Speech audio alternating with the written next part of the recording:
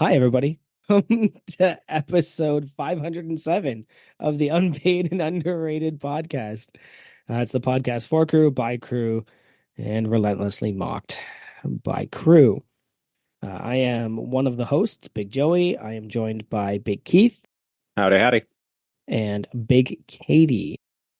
Hello. Hello. All right. Want to just dive right in. Anybody got any cool drinks this week? I do. I have got Stephanie. So my birthday is June 14th. I'm not sure. I think this comes out the Tuesday before, but she's been sitting on a whole bunch of presents for me, and she really wanted me to open one of them. She got me a whole care package of like sparkling waters. So the one I got tonight is a vanilla orange or orange vanilla Waterloo. It's very good. I don't think I've had a Waterloo before. I really can't remember honestly. But I'm gonna say I have not, and this is pretty good. I think it's better than the bubbly version of it, so I'm very happy. Vanilla goes with a lot of things, but orange in particular and mint in particular, I liked it. I like when my vanilla is mixed in with those. I can see What about you, Katie? I don't drink. I don't know if you guys know that, but I have just a hydration because I've had a headache and it's going away, which is good. But yeah, hydration in my fancy bottle that's filled with my daughter's artwork. Is that just straight up water, or did you add something to it? It's like a hydration little packet thing. Yeah, a little bit of electrolytes. Never hurt nobody. Yeah. I've got vanilla cherry soda flavored PC brand sparkling water. Because I had it left over, and I really like the way that it. What did Tommy once say? That it makes your teeth feel like they're wearing sweaters. Oh, like that is I like that feeling. That is a interesting way to describe a mouthfeel. That is well, I'm visualizing like the individual teeth having little sweaters and like that itchy feel right now. Wearing Oh, little wow. jumpers. Don't know if I like that feeling. That would be very weird. I think he said it one day about it might have actually been a PC cola that I sent them. But he's not listening, so it doesn't matter. So what are you guys wearing? What do you got, Katie? I got the lift shit. That's the best. That is a good one. It was my first one, so I had to wear it. Nice. I'm wearing I'm wearing the bench heavy shirt. If you guys aren't familiar, I'm a big bench press guy, super powerlifting focus. That's all I can think about anymore is just powerlifting. So gotta wear the bench heavy shirt tonight. I have the Morgan designed crew lift hard, live easy. It looks like the NWO shirt, as designed by a Mawaf and worn by people all over the world at this rate, actually. But it fits comfortably. I don't know. Wearing a crew specific shirt kind of feels weird. I can't imagine why anybody would want to do that, but a couple of us are doing it, so I'm doing it. Nothing wrong with it. I think it'd be all right. It's good. It's good for the soul.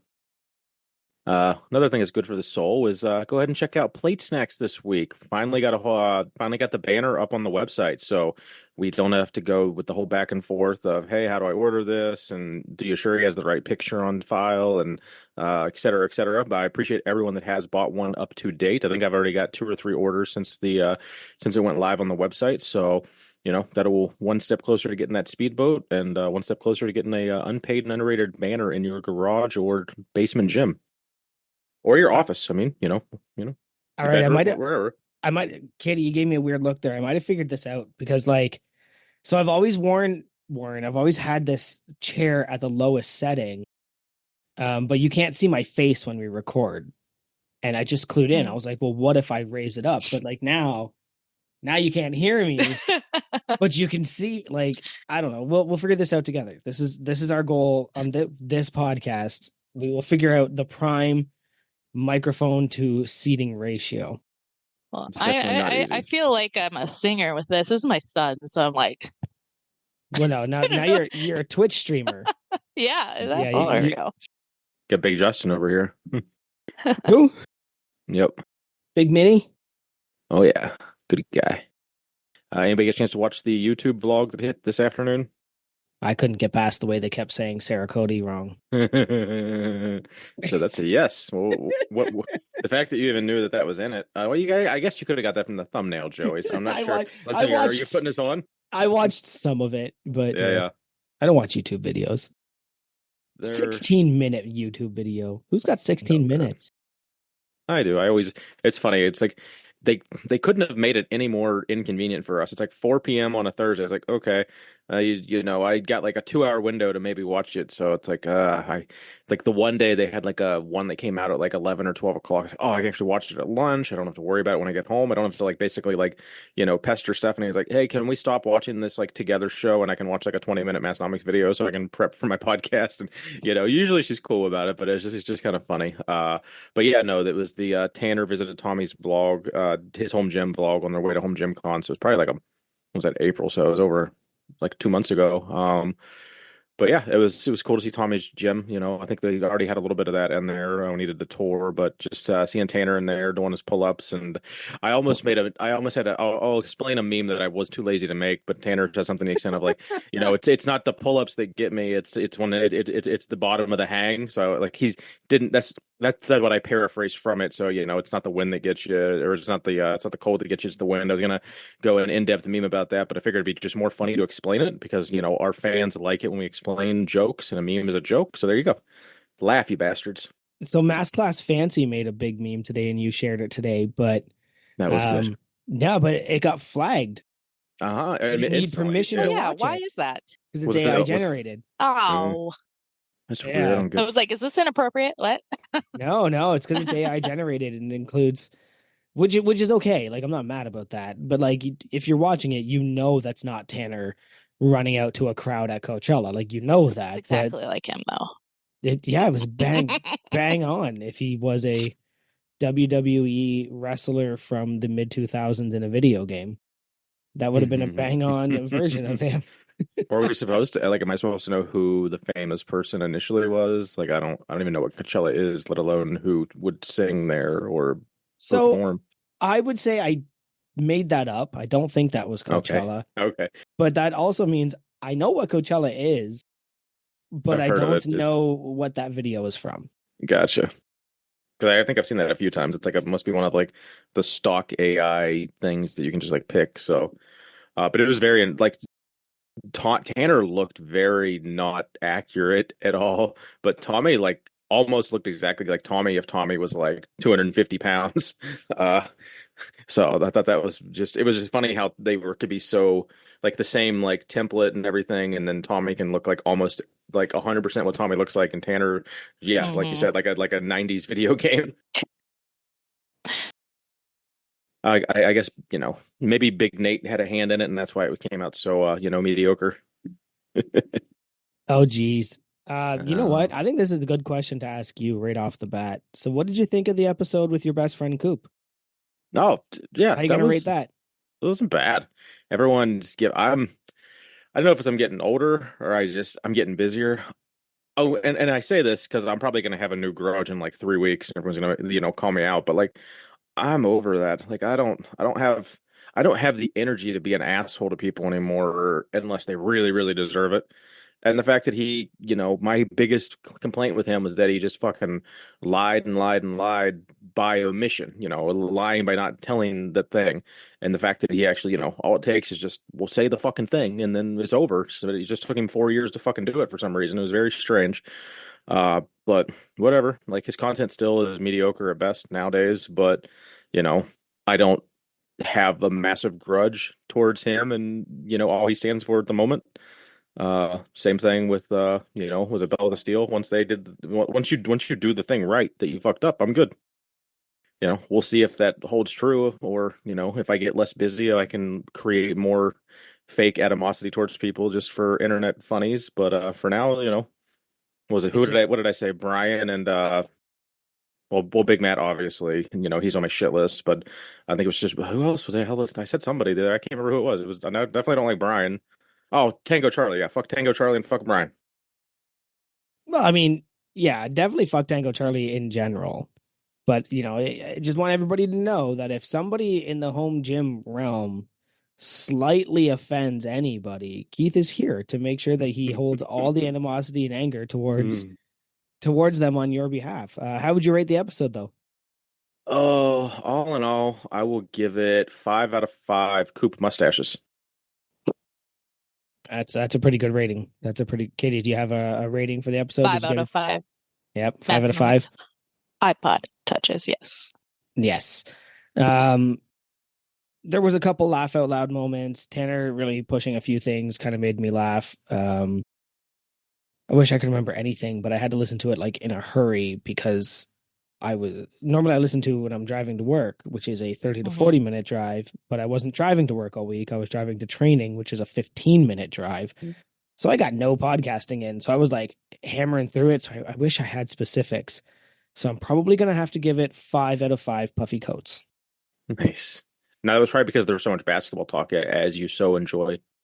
There was a lot of basketball talk, and then there was a lot of sets and reps. Ooh, excuse me. And I definitely like 10-seconded a lot of the sets and reps. Like, I'm not gonna lie, I'm interested in my friend's training, but I was also just like, oh, like I want to hear the funny stuff. That's fair. That's fair. Well, we are currently sitting at 44 days out when we're recording this on June 6th. So by the time you listen to this, it wouldn't be like in the upper 30s out from the meet. So how's your training going, Joey? Let's talk sets and reps. Oh, it's not going. No, I gave up. I'm just gonna walk in and wing it. We'll be lucky to do a 600-pound total. do it live. We'll do it live. Like, what's the worst that could happen? Just your knee issue still? As I say, you saw something Oh about my that in here. God, yeah, that knee sucks. So I squatted again on Monday because I was like, yeah, fuck it, we'll do it live, see what happens. And like, there's a certain point where it hurts, and you're like, yeah, but I still have to squat. Like, I can't just not do it. But you're like, I paid for that immediately after, and I was supposed to bench tomorrow, but now finding out that I'm going to work tomorrow instead is definitely going to throw that off for a loop. Because I had like a whole like, no, I'm going to set an hour aside and fix my, and so whatever. We're just not lifting. We're just throw rocks around, throw kids around. You get strong by proxy, I hear. Mm-hmm. I'm kidding. Juggernaut's kicking my ass. I'm having a ton of fun. I don't think I'm going to be where I want to be. I don't think I'm going to do that 1,000-pound total. But that doesn't mean I'm not going to try. But I definitely have been moving backwards in the past couple of years, but also I'm just getting old, and you wear down your body, and it just happens that way, and you just got to get over that shit. Still stronger than most people my age and size. But yeah, I wanted 1,000-pound total before I retired, but this might be my last meet. We'll find out. Yeah. Maybe just settle for 869 if that's in the cards. There's got to be some variation with 69 in it for you. If it's anything under 900, I'll be very disappointed. Yeah, but we'll find out. You got that in the bag. For sure. I could do over 900 today. It's just over 1,000. I'm not positive. I feel that. Strongman's going decent. It's still weird because like I haven't really ironed out like, well, what day should I do shit? Because like my coach is a powerlifting coach, and like he's giving me stuff. Like I'm happy with what he's giving me. I did get so far I've got one session in with an actual like the local power strongman guru guy. I had a stone and log thing last week. Stone and log thing. I went and did two stones in one log. Yeah. Pieces. Yep, that's a dong. But I'm going. Hit a overhead press PR today for a rep PR 135 for just strict press for 6 reps. I was, it's not a lot of weight, but for me, I was pretty happy with that. I bought some fucking Titan pulling blocks to do the 18-inch deadlift. They are the biggest pieces of shit in the world. Yeah, they bounce all over. They're just they're gonna kill me because they bounce. Like I'm not dropping the bar. Like I'm not doing an eccentric like fast. It's like a semi-controlled drop or a sit down, and it's just like fucking all over the place. Part of it is like my deadlift platform kind of sucks because it's on a very unlevel part of my floor, so it's just not completely flat, so I have to like shim it up and shit. But like that block with like 400 pounds coming down in like one exact spot, like makes shit not happy. But yeah, those suck. I think I might have to go back to rack pulls. My buddy Big Luke, I think, is coming over next week for my birthday lift party where I have like an AMRAP at 390 with them, so like 90% of comp weight. And he has some like 45-pound like versions of those, like legit ones that don't sway. So I might try those. But yeah, that doesn't send work. them back and just get some wagon wheels. Stop fucking around. I already threw the box. So they were fucking like $94. I don't even care. Like it's not worth my headache to even. They're just I'm not even concerned about sending them back. I don't have the amount of time and energy that I have invested in that. I'm already losing money. But yeah, all in all, strongman's fun. I'm enjoying it. Training's still going good. I'm out traveling all next week, which sucks. So, and I'm in the middle of nowhere where like I don't know where any even like shitty commercial gyms where I can just do barbell training will be. So I'm trying to like squeeze 2 workouts from next weekend this weekend and just do a couple 2-a-days essentially and see what I. So if I don't actually make it to a gym, I already got all my shit in. So we'll see. I like if I don't know much about strongman, but I feel like if you're gonna show up to a hotel gym, just throw some bar dumbbells around. Yeah. Like throw it over your head. What you can do? Like just circus whatever they have, and then if that's not enough, do 2.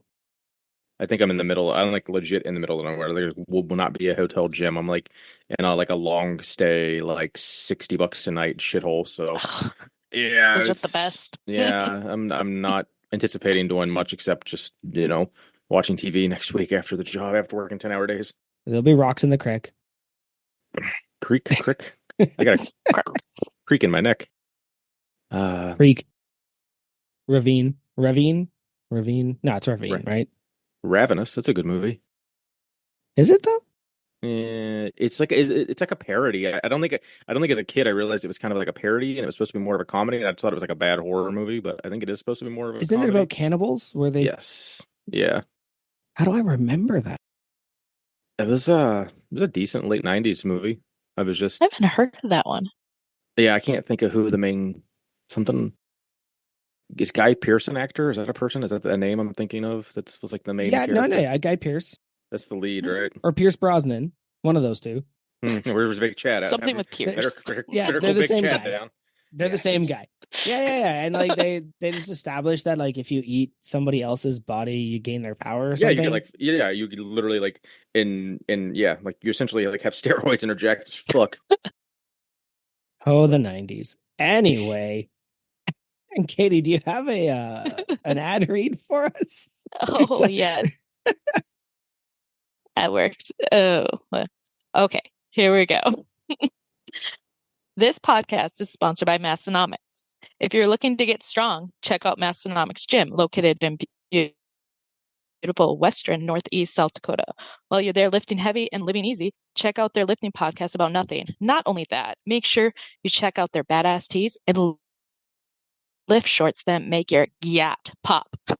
Don't forget to join in all the silly goose fun at the upcoming Lift Hard Live Easy Classic, where the weights will be dropping and the drinks will be flowing. If you can't make the trip, make sure to catch them down in Ohio at the Arnold Classic. I had to throw in some Gen Alpha slang in there. As soon as I figure out what a gyat is, I'm going to pop mine. I read that to my daughter and she just rolled her eyes, but hey. As kids would do, I mean. Yeah. Tell you what, if any of these people could understand anything you said, they'd be very happy with it. So the opposite of the Bobby Hill meme. That's exactly what I was doing. If these kids could read, they'd be very upset. Nice. All right, you want to get our guest on the horn? Yep, let's kick all these looky-loo gals. Looky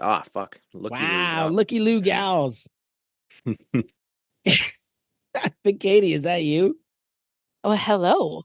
Well, hello. Welcome to probably the least prepared we've ever been for a podcast. I feel like I got a lot of notes, but there's a ton of notes. No, and I'm just like so tired and I'm just in. Let's just have as much fun as we can. Interviewing Big Katie Stensland. Big Katie G? Big Katie Jean? All right. Yes. No, Big Katie Stensland. I just wanted to make sure I say Stensland right. Jean, I can figure out pretty easily, but that is in there as one of your nicknames. So Stensland. Yeah, I know. It's pronounced like Stensland, but I would say Stensland. It's easier for people to understand that. Stensland. Either way, I get things wrong a lot. Welcome to Unpaid and Underrated. You are live. So introduce yourself. What brought you to Massonomics? Of course, the powerlifting. No, Massonomics did. But yeah, Dave pulled me in, and I'm happy about it. So the Lift Hard, Live Easy was the most fun I've had at one of the powerlifting meets. That was just amazing, and I can't wait to do it again. Yeah, I'm pretty amped. I met you there too, very briefly, but you guys were running things, so I wasn't gonna like. I'm all over the place. Yeah, I came running up, like Dave was like stuffing his face, and I come running up with my camera, and I was like, "I'm sorry to do this. Are you working hard or hardly working?" And he's just like, "What?" And I was just like, "I'm sorry. I had to get you when you weren't working."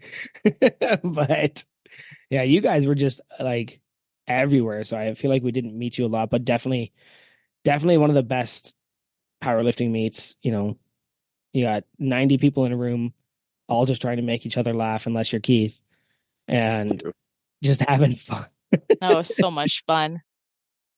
Everybody made it that much more fun. So yeah, absolutely. I'm so excited. Go ahead, Keith. I'm just so excited for year 2 because like everyone that was there last year is already gonna know people. There's not like not that we didn't like not that everyone didn't have a great time last year. It's just like you could feel like I think I know that person. I'm pretty sure I know that person. I don't want to talk to them because I haven't been introduced yet, kind of thing. Like I like you and Dave guys. You guys showed up to Pounders, and I don't know that I talked to you too much because I only kind of sort of knew Dave, and it was just like. But now it's like I'm gonna fucking give you a hug, and we're gonna talk for a fucking hour when we see each other next. Like that's what I'm so excited about year 2. I think it's going to be a bit of the opposite. Is that we're all going to know each other so well that we will won't be able to talk to everybody we want to talk to. Oh yeah, right. Like it'll be just like I got to make sure I talk to this one and this, and then eventually you just got to go. I can't keep trying anymore. But we'll see. We'll do it live. We'll write it. Where do we find you on Instagram or the Discords? Instagram at Katie Jean, KT Jean 3127. And Discord probably the same. I think so, yeah. Actually, I think so. Yep. I always get confused because my email is the same, Katie Jean 430, and my other one's 3127, and I'm like, okay, which one is which? Well, Katie, where are you guys? Where are you from, and where do you live now? I have born and raised Fargo, North Dakota, so haven't left. Oh wow! So I enjoy it. Yeah, not much here. It's growing, but yeah, my whole family still lives here. So nice. Has have any of the shows or movies actually been filmed in Fargo? Not at all. Like was they all filmed in Canada or something on the cheap? I think, well, that the Fargo I believe was filmed in Brainerd. I could be totally wrong. I'm not sure. We'll have to get someone to fact check that later, but it's. I know but it has to be like. Does there just in general though like is the fact that it's a known entity from well I don't know like I probably wouldn't know what Fargo South Dakota is if it wasn't for the show or the movie. So is it like what do people in Fargo think of the show and the movie? Hit or miss. I don't know. I think people get more upset with how they portray how we talk, obviously. Gotcha. But and maybe I don't know. Maybe I sound like that. I have no idea. No, it's not that. It's definitely not. No, not even close. I'm not getting that at all. Like I've just watched the most recent season. Well, I do say "ope," but like almost everybody, everybody says "ope." Ah, jeez. Ah, jeez is the one we have here too. Ah, yeah. Oh my gosh. Do you have I think you go ahead. Say your O's a lot. Oh no. Oh no. Oh no. No. Do you have a Hall of Fame status? What's your check marks on that? For Fargo in general or what? Oh, I'm sorry, for the Massonomics Hall of Fame. I should have been more clear there. My allergy. Oh yeah. So just in case you guys see me go off camera and then come back with flaming eyes, my allergies have decided that it is time for me to suffer endlessly. Yeah. So the Massonomics Hall of Fame, they sent out the gift things a little while ago. Were you a member then? Yes, I did. Yes, I got one, and I am behind. Well, you'll at least get one tonight. I do. You should have a few from being at Massonomics. Well, did you make it to Massonomics Gym last year? No. Oh But shit! You but I you've gotta been do that. know. You gotta do but you've that. been to the Lift Hard Live Easy. There's so Yeah. much stuff that we weren't able to do because we're just no. What we Now will you're this time. now I will you're make coming sure off. about. You're definitely coming off more Fargo-y now. I don't know if it's just we just talked about it, Oh or if it's no. or if I'm just my No. ears are hearing it differently now. The way. You're at No, least it, you're at least at 3 now because Lift Hard Live Easy, Arnold, and Unpaid and Yes. Underrated, right? Yes, I So know, but I'm way behind. I'll have to you're catch good. up. tons of time. Actually, like, have they put a time limit on that? And definitely it's gonna be. I think they overestimated how many people were gonna actually be at the was it 14 mark? Because I think Tater asked me like a few months ago. And I was like, oh, I don't know, it'll be like 3 or 4 people maybe, and it's like there's gonna be like one, Yeah. possibly. Just because it's so well, they don't have any. We haven't had a competition for a minute either, so that's like I got to get competition for 4 years, or I'm stuck. Yeah, it's the 4 years and the backlog for me. But even if I did the backlog and went to Crew Falls, that still only puts me at 14. Right? So We'll all get there one of these days. that's something to look Oh. forward to. All right. So you said that the lift shit was your first shirt. What one do you wish you had? I want the Lift It shirt with Arnold. I want that one, and I want a sweatshirt. I'm a big sweatshirt girl. I wear sweatshirts, I wear zip-ups, hoodies almost every single day. So I do want one of their sweatshirts, and I will get one. There you go. Yeah, I'm a big hoodie girl too. So Do you like hoodies or zip-ups? not zip ups. I actually don't enjoy Not zip ups zip-ups. that much. Yeah, no, I like the over the head, The pullover. the jumper. The As long I have a couple zip ups, but they're just not my favorite thing. as long as we all agree that a 1/4 top, like just having the top zip up from like your neck down to your like nipples, is the dumbest fucking thing in the world and the most useless shirt in the world. My I don't- company, my company gave those out last year. It's a Carhartt like $100 hoodie, but it's a hoodie, but then it's got a zipper that comes down from like literally the neckline to your mid chest. Yeah, So and then it's just the most uncomfortable. it's when you Like need a cool chest. no, Sometimes your it's chest gets too hot. Sometimes your I neck gets want a little I want a warm. hoodie or a full zip. I wear Yep. a Carhartt full zip like 4 months out of the year, like every day. So I'm all about the full zip. When you got a Somebody hot neck, you need a zipper. hot neck. That's I don't know. Maybe. I'm gonna hit you with a little verses here real quick, Katie. So I want to know what's worse, the Arnold bathrooms or a small venue powerlifting meet bathroom? Ooh. Because I have been to some bad small venue powerlifting meet single Yeah, me bathrooms. too. I have to say the venue. Yeah, they're the worst. Yeah. Have you and Dave ever had to like thought about doing porta potties if you have like bigger meets? Because that might be a he thing. had to at one, Dave, yeah. And they were filled. Like, Oh, that's gross. yeah. But I mean, like as meet directors, I mean, like if you see a venue and it like you're bringing in 300 people for the day or 400 people, whatever it is, and there's two shitters, like you guys almost have to drop the couple $100. I don't even know what's a porta potty run, like $200 a day or something, probably. Yeah. Okay. Well, No, I we'll don't know. make sure there's enough bathroom. There you go. Yeah, the Lift Hard Live Easy, they had the arena bathrooms, right? So Yeah, we were good there. but they're I just mean, upstairs. They're not accessible. Like when you got to go and you're in your knee sleeves or knee wraps, you're still trying to make it up those stairs. I didn't go up any stairs. I went.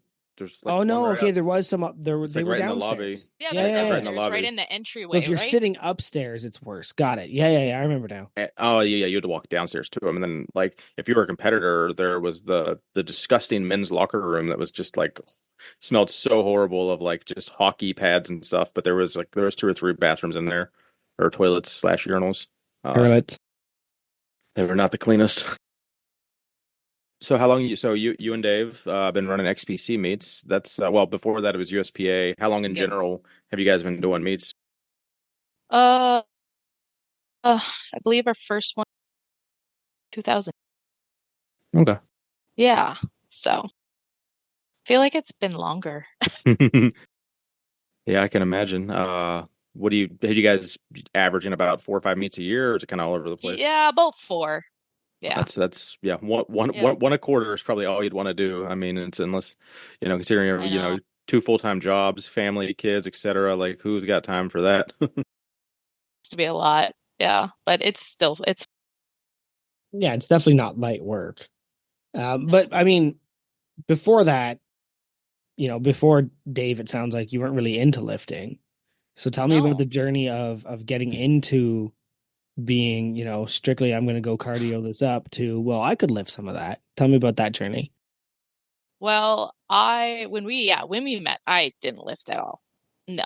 And then I got into cardio, and that's all I did was cardio. And then he got me in lifting. Didn't know still what the heck I was doing. So, but after he did his first powerlifting meet, he got me into it. And I'm like, oh, I can't do it.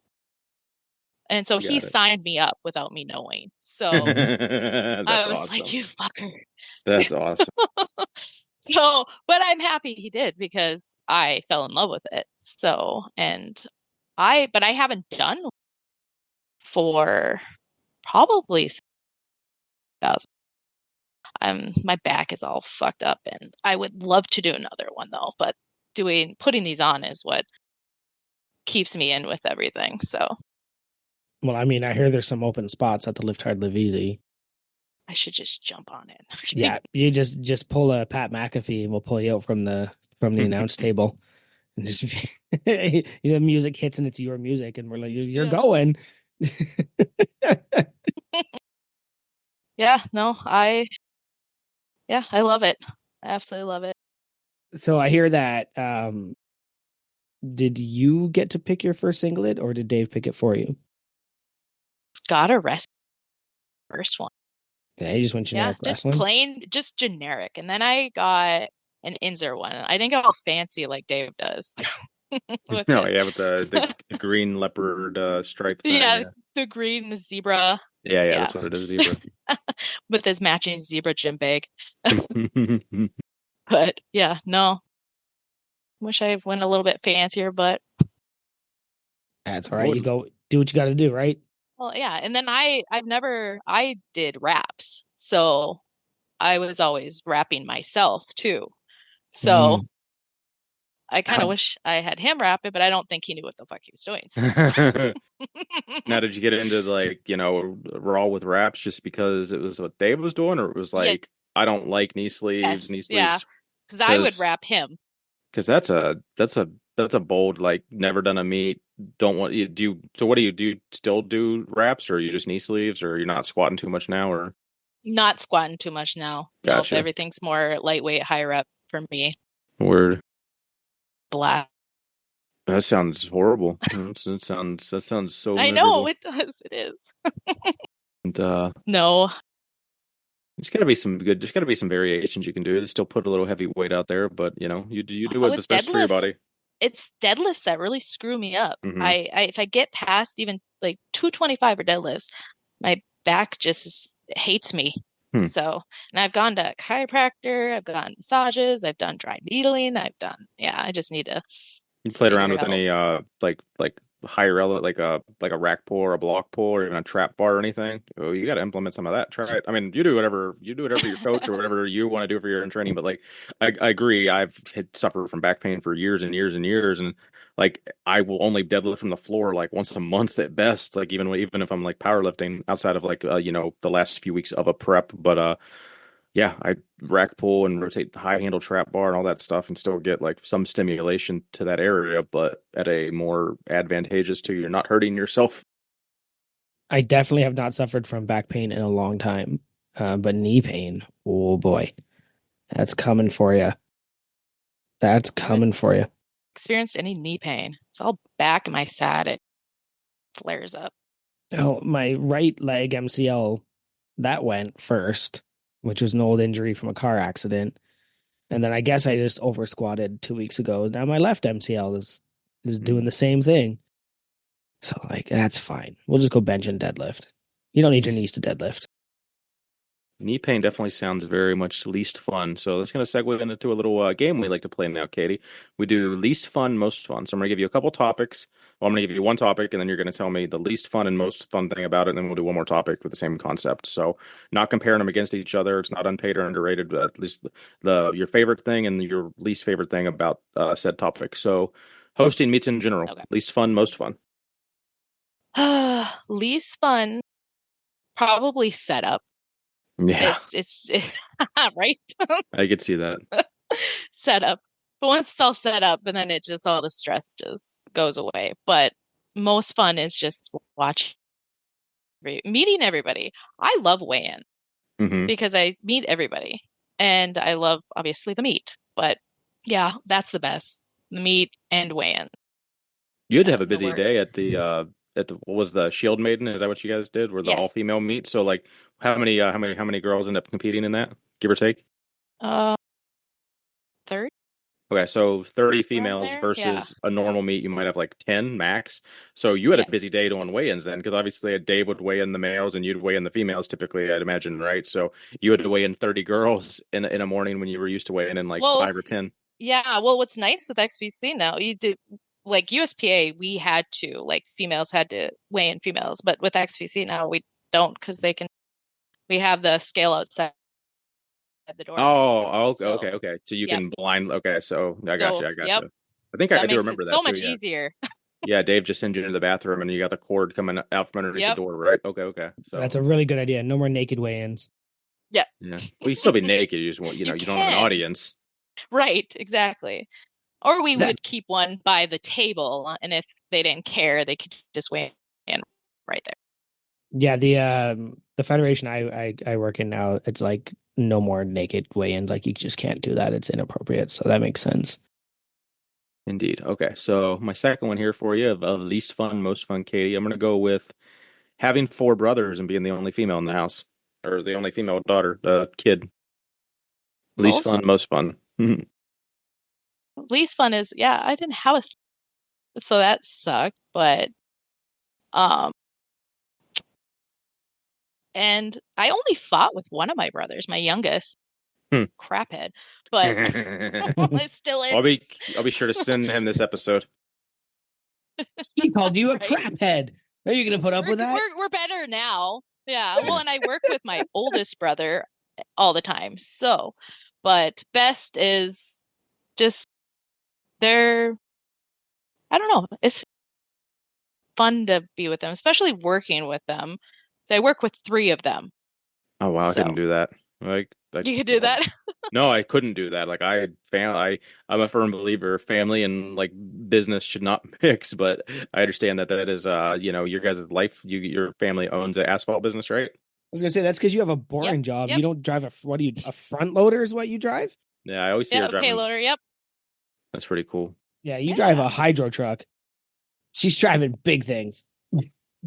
So how long is that like grandparents started it or just your parents or Yeah. how long My how long? grandparents. So Hubert Oys is my grandpa's name. So it's Hubert Oy and Sons, and then my dad owns it now. So it's me and three of my brothers, and then I do office work also. So, which I'm not a fan of the office work, but I do it anyway. It's got to be done. It's got to be done. Yeah. So of all the fun things I've done on this podcast, which are shots of Jaeger, shots of Fireball, hits of ammonia, Picklebacks. Yeah. picklebacks, I'm now doing fucking eye drops just so I can watch the screen. I can't wait to see what the journey of this podcast does to us. I was driving to work the other day and my coworker had to put eye drops in because he got something in. And I was just like literally just wait until I get on a straightaway. You're like trying to put eye drops in as I'm like going like around this huge ass bend. Just like give me 30 seconds, dummy. Yeah. So. Yeah. As my allergies get worse and worse and worse, we're gonna see where this goes. I'm just gonna start breathing into it like Dave Tate. I was trying to like I just haven't had a ton of podcasts that I don't know. I was looking to get back into like a lifting podcast and I was like, all right, I found a Dave Tate one I want to listen to. And just like the first 90 seconds, I had to shut it off because he did the snort like 24 times. I was like, I can't do it. I don't know if they're all that bad or if it's just that it's been pointed out so many times now. But like, It's even if bad. it's good content, like it needs to go through AI and like fucking 86 the It's fucking bad. snorting because I cannot listen to the episodes anymore. I was listening to the Mike Van Wyck episode because it's 2.5 hours long, so it's like in between our podcast and Masonomics, I have to like juggle around it, and yeah, he's you get him and you get another super heavyweight on, and it's just like and that's just like the way they breathe is that snorted. Anyway, sorry to hijack that there for a second, Katie. You guys got to pause for a second, and you were like, "What is he doing?" And it's like I'm literally just making sure I can look at the screen for the next half an hour. So are you still drawing any, Katie, or was that more of a childhood thing? Here and there. I love drawing when I the time. I wouldn't mind getting into digital art. That's what my daughter does right now. So Okay. Who does the XPC logos and stuff and like the meat, I do production? that. I put that together. Oh, there you go. You're still drawing. That's the something. flyers and here and there, yeah, a little bit, but As Joey said, that's not nothing. There ain't nothing. I dig it. Now okay, hold on. Like I think one of the coolest things, there's two. There's one I really want to talk about, and part of me wants to save it for a game. Maybe we'll talk about the ice cream thing. So like you do your own ice cream? Yeah. That's so wild. Blizzards, as you would call them. Yeah, the DQ blizzards. Oh yeah. Get your favorite ice cream, get all the mix-ins and then mix it up. Then you can throw a little bit of protein in there. You gotta add protein. No, are you putting that in the blender or are you just like big mixing bowl and taking it to town? She's doing marble. She's doing marble slabs. Yeah. Gotta use the muscles. Come on. So it's just something I haven't thought about in a long time, but like I would do that something similar as a kid. I would basically just add, whatever vanilla ice cream or any kind of already flavored ice cream, and I'm always adding like a couple scoops of peanut butter and some Hershey syrup to it. But then when you're mixing it up, there's that fine point where it goes from like ice cream with toppings to where it's so mixed up, it's like borderline like frosty milkshake, and it's a completely different texture and even changes the flavor. So it's like I like both, but it's like if you don't expect to get it to that consistency and then it changes on you and you're like, shit, I didn't want that. It's so where are you on that consistency of mixing up your blizzard / ice cream? You need it chunky. I don't know. I like chunks. If you get rid of all the chunks. Yeah, I tend to agree. I think I've asked this before. So where are we going to lie on hard shell syrup? I don't know. So, you can add like like hard shell syrup. I haven't had it forever. And they're everywhere. It's one of those things I see at the grocery store, and I'm just like, I used to like those, but then you start thinking to yourself, who's buying those? But yeah, I used to love those. Like the Reese's one, it would be peanut butter chocolate, and so Keith, you're kind of shaking your head. So it's a syrup. You lost me. It's a syrup, and you pour it on your ice cream, and the cold causes it to turn hard. Oh, okay. I can envision that. I think I've seen it. Yeah. So it's just like a hard the shell. Dipped cone. Yeah, the dipped cone. Yeah. It's kind of which too. Which I've never thought about. That has to be like a something in the because you go to Dairy Queen or whatever and you get a cone dipped. There's no way it's just regular Hershey syrup or chocolate fudge. It's something some chemical fucking compound in there to make it. I have no idea either. Whatever it is, it's delicious. Oh yeah, it's tasty. Totally agree. Delicious chemical compounds. There's your title for this week. I would say it'd be good, but I couldn't have it all the time. Like it wouldn't be worth having more than like 20% of the time. Well, yeah, I actually don't even need ice cream. Morgan bought sticks. You watch Shorzy, so I'm sitting outside on the porch, and she walks out. She goes, "How you feel about a stick?" I was like, "Fuck, I'd have a stick." And then I was like, "No, I don't want one. I feel bloated if I have it." A stick is like the ice cream cone, like the drumsticks. Yep. But they just call them sticks. You just call them sticks? Yep. That's a Canadian slang, I guess. Yeah, I binged the first 3 episodes of that the other day. I was like bootlegged and really shitty quality. I was like, I can't wait for this to come out in Hulu like 6 months from now. I'm all right. Yeah, we're already getting them 4K. No big deal. We're just Canadian. So are they. So I don't know how much you know about how this started. I think one of the first calls we had Katie, and it was between about 12 of us. And I had just left work. I was at work early or late that night. And I went to a restaurant in the middle of this Discord call with all of the people that wanted to be a part of this podcast. And I didn't mute myself when I ordered. So obnoxious. I know, it was so annoying, but I was just so hungry and annoyed because remember I was at work late. Like I was pissed, and you guys were like, mute yourself. I was like, shut up, I'm hungry. So just like when you go to a restaurant, I do what I always do. I get the menu, I look it over, and then I order the same thing. So I ordered the chicken tendies.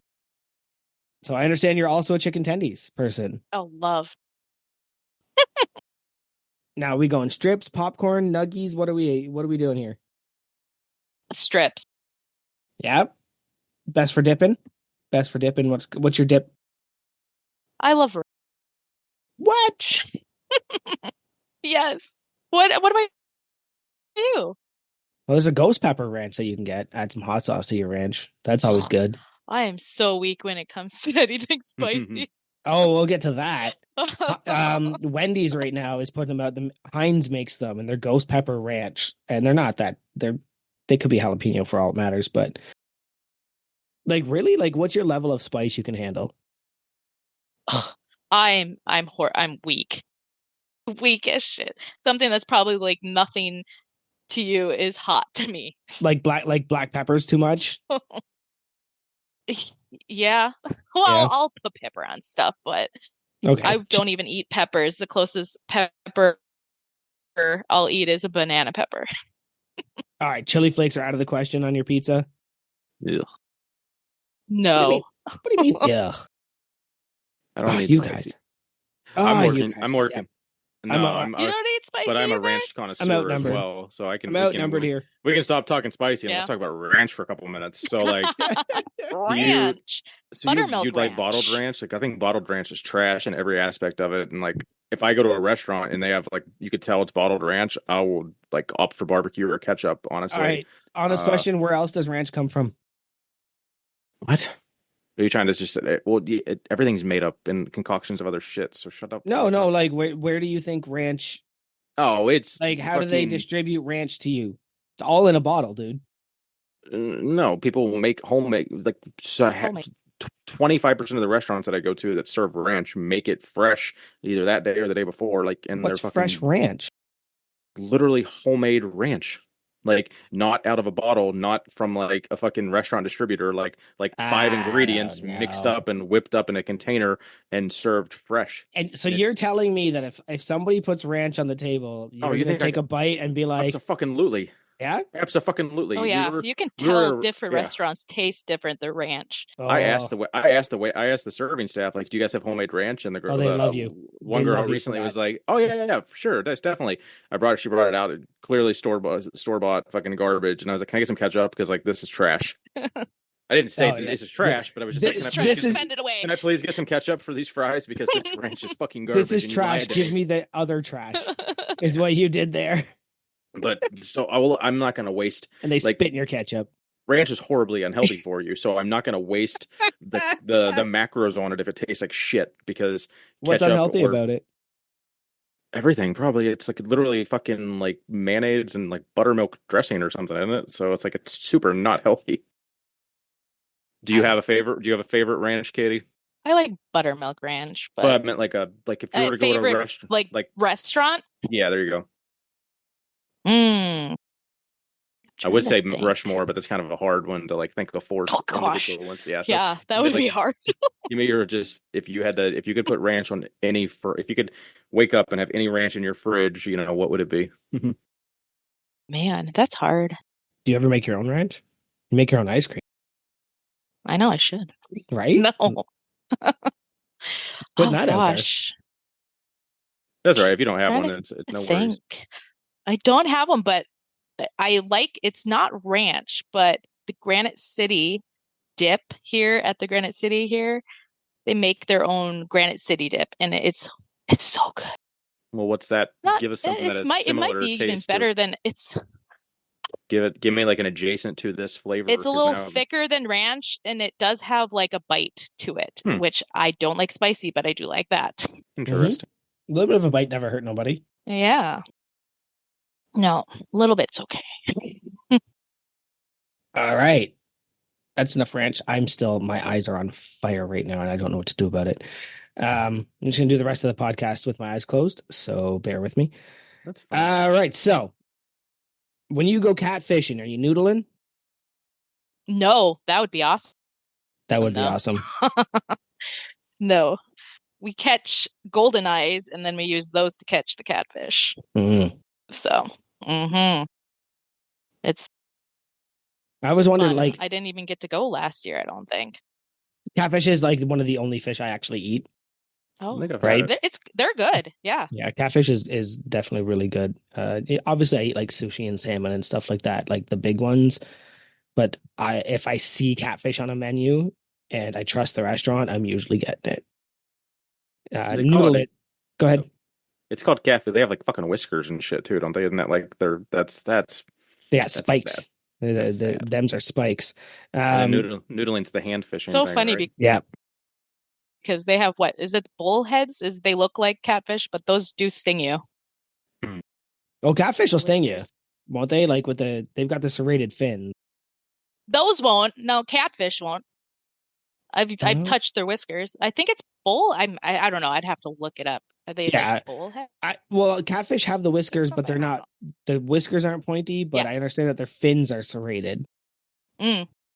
Right. So if you grab it by the fin, it's like backwards serrated, so it goes into your skin the wrong way.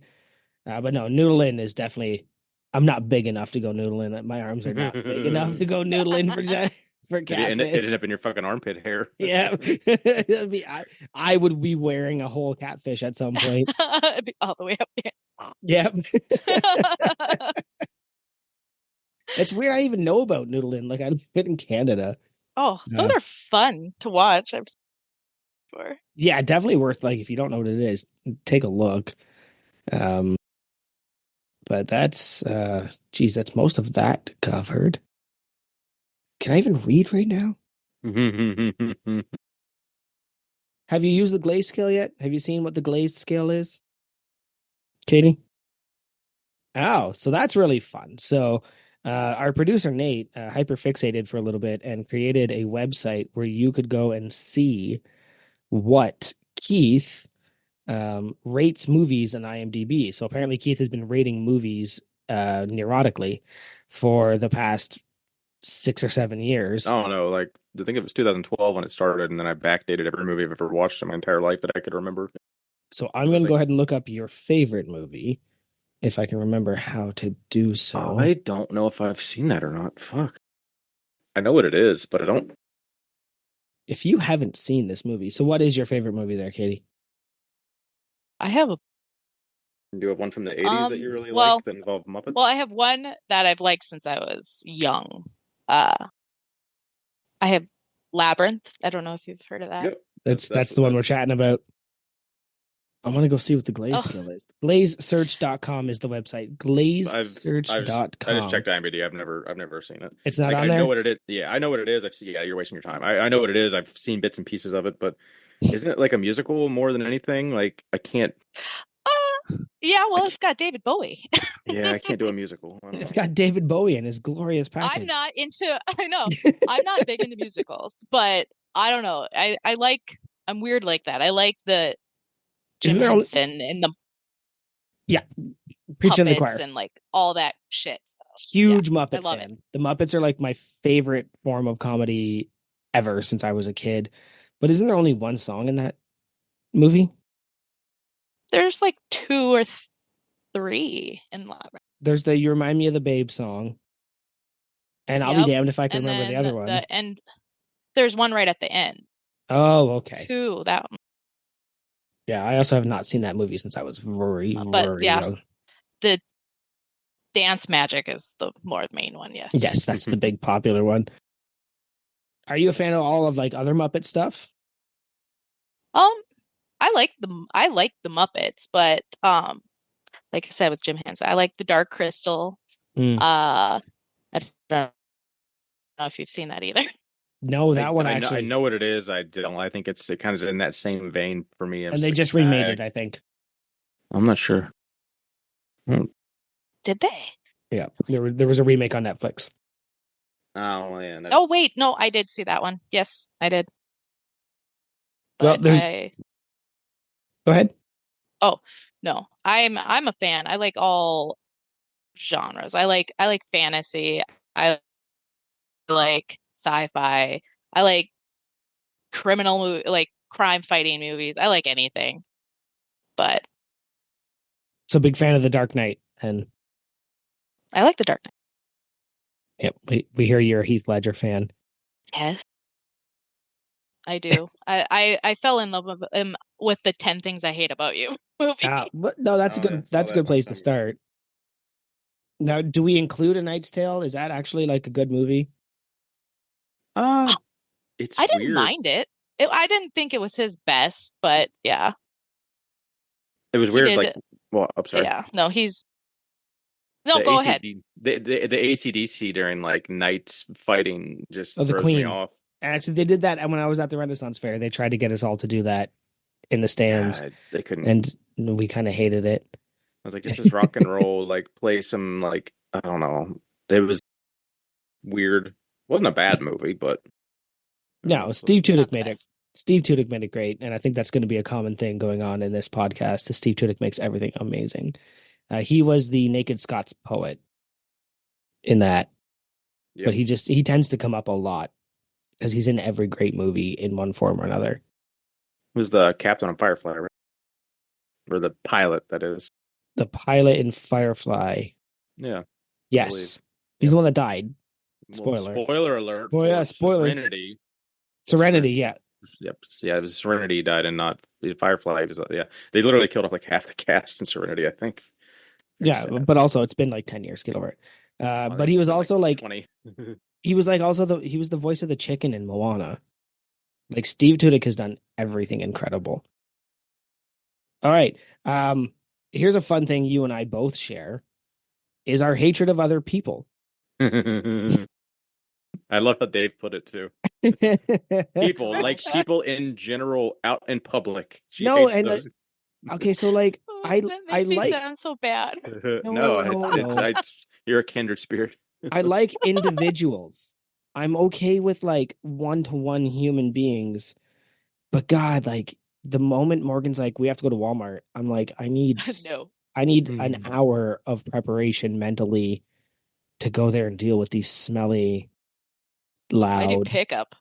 Oh, I know, but sometimes, a lot of the time, with the way I work, and I might not have tomorrow off suddenly, so we got to make sure that we go that day. So yeah, definitely. What is it about? What is it about that bothers you the most? I think it's just the amount of people, the social anxiety of everything. Too much people. Don't like. I'm not a big small talk person. I don't like small talk. We're gonna small talk so much in Aberdeen. But how you doing? You doing good? Good. Bye.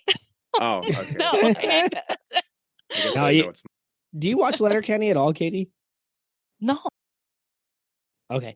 Yeah, so I've started doing the how are you now? Good, and you? Not so bad. And like and I've become that would be annoying as fuck in person. No, it's actually flawless because it gets the small talk out of the way in a rehearsed and practiced way. Okay. Right? So like if I walk into a room and somebody be like, Joey, how's it going? I'm like, good, and you? And they go, nah, not, and then I just like, that's it. That's the conversation. And then I can do whatever I was about to do. It's practiced. And somebody told me the other day, like, because I'm in customer service. And they're like, how do you hate people and you're in customer service? And I said, well, here's the thing about that. I turned to one of the guys there. He's an Indian guy. And I said, is English your first language? He said, no. I was like, I can tell because you're really good at it. Because when you learn something as a second language, you follow the rules perfectly. You speak better English than the people who grew up speaking it. That's why I'm so good at being nice. I learned how to be nice as a second language. I learned the rules of society. I learned the rules of being in public. And now suddenly I'm so good at them that I work in customer service and excel at it. But when I go home, leave me alone. Yeah. Like, if you phone me and I'm off, you're gonna get grumpy, nasty, like. But when I'm at work, I'm on point. Glad you. No, it's definitely it's a skill to learn for sure. You want to jump into a game there, Keith? Yeah, what do you I can do FMK, I guess. There's a good one. So you're a big fan of the all things Harry Potter, it seems like, I'm guessing. Yeah, I like Harry Potter a lot. Yeah. Okay, so we're going to go a little fuck, marry, kill, Hogwarts edition. So FMK, Harry Potter, Ron Weasley, Draco Malfoy. FMK. Our dog's name is Draco, and this is mean to kill him. But the dog or Draco? No, Draco. The dog's name is Draco. I know. No, I know. I was just messing saying with that though. Okay, your dog just heard you say that. Jesus I know. Christ, Katie. 14. Poor puppy. Oh my God, 14. 14. Tell him I love him. I would. That's what's crazy. I think Harry Potter probably came out 20 years ago, so it's like we're old. I would say fuck Harry and then marry Ron. Ron is just he's goofy, he's funny, he would Ron definitely. Dave. Yep. Nice. Probably way off, but totally. I dig it. Good answers. Okay, so I'm going to move into the Mount Rushmore. Have at it. And I think I said I might save this one for a game. So I want to go Mount Rushmore roller coasters. Oh, I love roller coasters. So do I. And that's why I brought it up. Do you love roller coasters? Absolutely. Oh, yes. But I want to go and travel to more amusement places to go on more roller coasters. See, I haven't been to too many places. So, so I'm going to ask you to Mount Rushmore them. Mm-hmm. But I would love a brief description of why and why maybe I should come to North Dakota for that one. Oh, you cut out. Sorry, Joey. Oh, I said I would love to give me the Mount Rushmore. Let's do carnival rides then. Okay, let's not focus on just roller coasters. Yeah. And why they're your favorite. And they all have brand names, but they're all kind of specifically generic. Mm-hmm. They're all a little unspecifically generic, sorry. So give me those ones and then we'll have a roller coaster chat afterwards. Well, I don't know if you heard of Kamikaze. Can you describe it? Okay. They haven't had it. They used to have it at our county fair all the time. It's 2 carts and it would go side to side and then they'd go upside down and cross. Yep. Okay. So a lot of the time they're branded as Viking ships sometimes. Yeah. Yep. Yes, absolutely. Yes. Okay. Yep. That's a good one. I like that. Thank gosh. There was one at the fair this last year. It was called Dance Off or something. Can't remember what it's called. I think it was Dance Off. It was like you're in a cart and it spins while everything else spins. Are you in your with you? I like it. Are you in your own cart? Yep, so it's your own cart. Okay. And there's 2 on a circle. And you're spinning while the whole entire thing's spinning. So multiple carts are all spinning. Okay, yes, definitely have. I've seen those. I don't think I've been on one because does it go upside down too? That one does not. Okay. Yeah. Okay. I have an idea of what you're thinking. Mm-hmm. Yep. Mm-hmm. I know what you're thinking of. Yep. That's those 2. It's 2. Need 2 more. It's Mount Rushmore. Okay. I know 4. a lot of people don't like the zipper. I like it. The zipper is the spin, and then it spins. Spin with and it's scary as hell, but and you there's nothing holding you in. That's the sad part. Yeah, and there's not even a pad that touches you. That's the one that my wife said I don't want to go on these with you anymore. I took her on the zipper at the Canadian National Expo. You feel like you're gonna die in it. Yeah. So. She's like, I'm not doing these with you anymore. You're on your own. And I was like, yeah, that's fair. One more. Oh gosh. Oh, I don't mind the Ring of Fire, and I know it's probably been called other things, other Mm-hmm. places. It's just What's the it do? circle one that goes upside down, and it will just hang upside down. It's just the circle. You're in like a train cart, and you go back and Oh, forth, and then yes. they'll Yeah. hang you upside down. Yeah, Yeah. it's called different things other Yeah. I think places, it's called but the Bat here in Wonderland. oh, really? Okay. Yeah. All right. Well, that was pretty Called good. the Ring of Fire. Did they play Johnny Cash the entire time you're on it to annoy you? Sure. No, they should. Just different variations of that song. All right. Sounds like we got to get you up here to Canada. We have what's called the Yukon Striker. And the Yukon Striker has the longest free fall of any roller coaster in North America. Yeah. So I went, I think I've told the story on the podcast before. So I went a week before my son was going to be born. It was the week Canada's Wonderland opened. So there was like nobody there because like nothing was working. Right. I think it was such a windy day that the bungee wasn't working. So I was like, okay, whatever. I want to go on this. I heard like we have a record setting roller coaster in Canada. I'm riding that. And I met some kid. His mom he had a booklet. He had this little booklet and he travels all of North America just to go on roller coasters. And he was this coolest guy. And like him and I, awesome. he had to have been like 12 and I'm like near 30 at 35 at this point. But him and I just like kept meeting. Like every time we'd go on a ride, he would be like, hey, do you want to sit with me? And I'd be like, yeah, I absolutely do, my boy. But yeah, so this roller coaster, what it does is you start and it goes and it hangs right at the top and you're looking down. And not only does it go down, it goes underground. And it hangs you at the top so you can see the fall you're about to have. And then it pauses. And then it drops and scares the crap out of you. And then it has a bunch of loop-de-loops and blah, blah, blah. So, yeah, I understand Dave does not like going on these with you.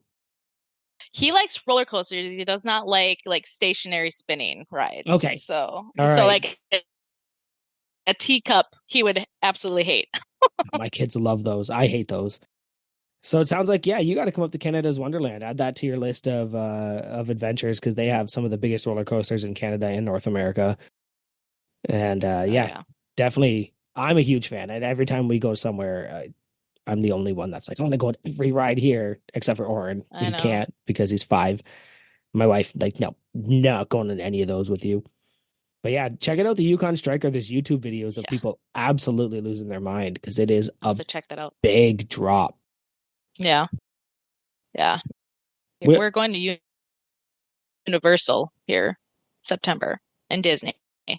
So that'll be fun. But Universal has more of the roller coasters. So yeah.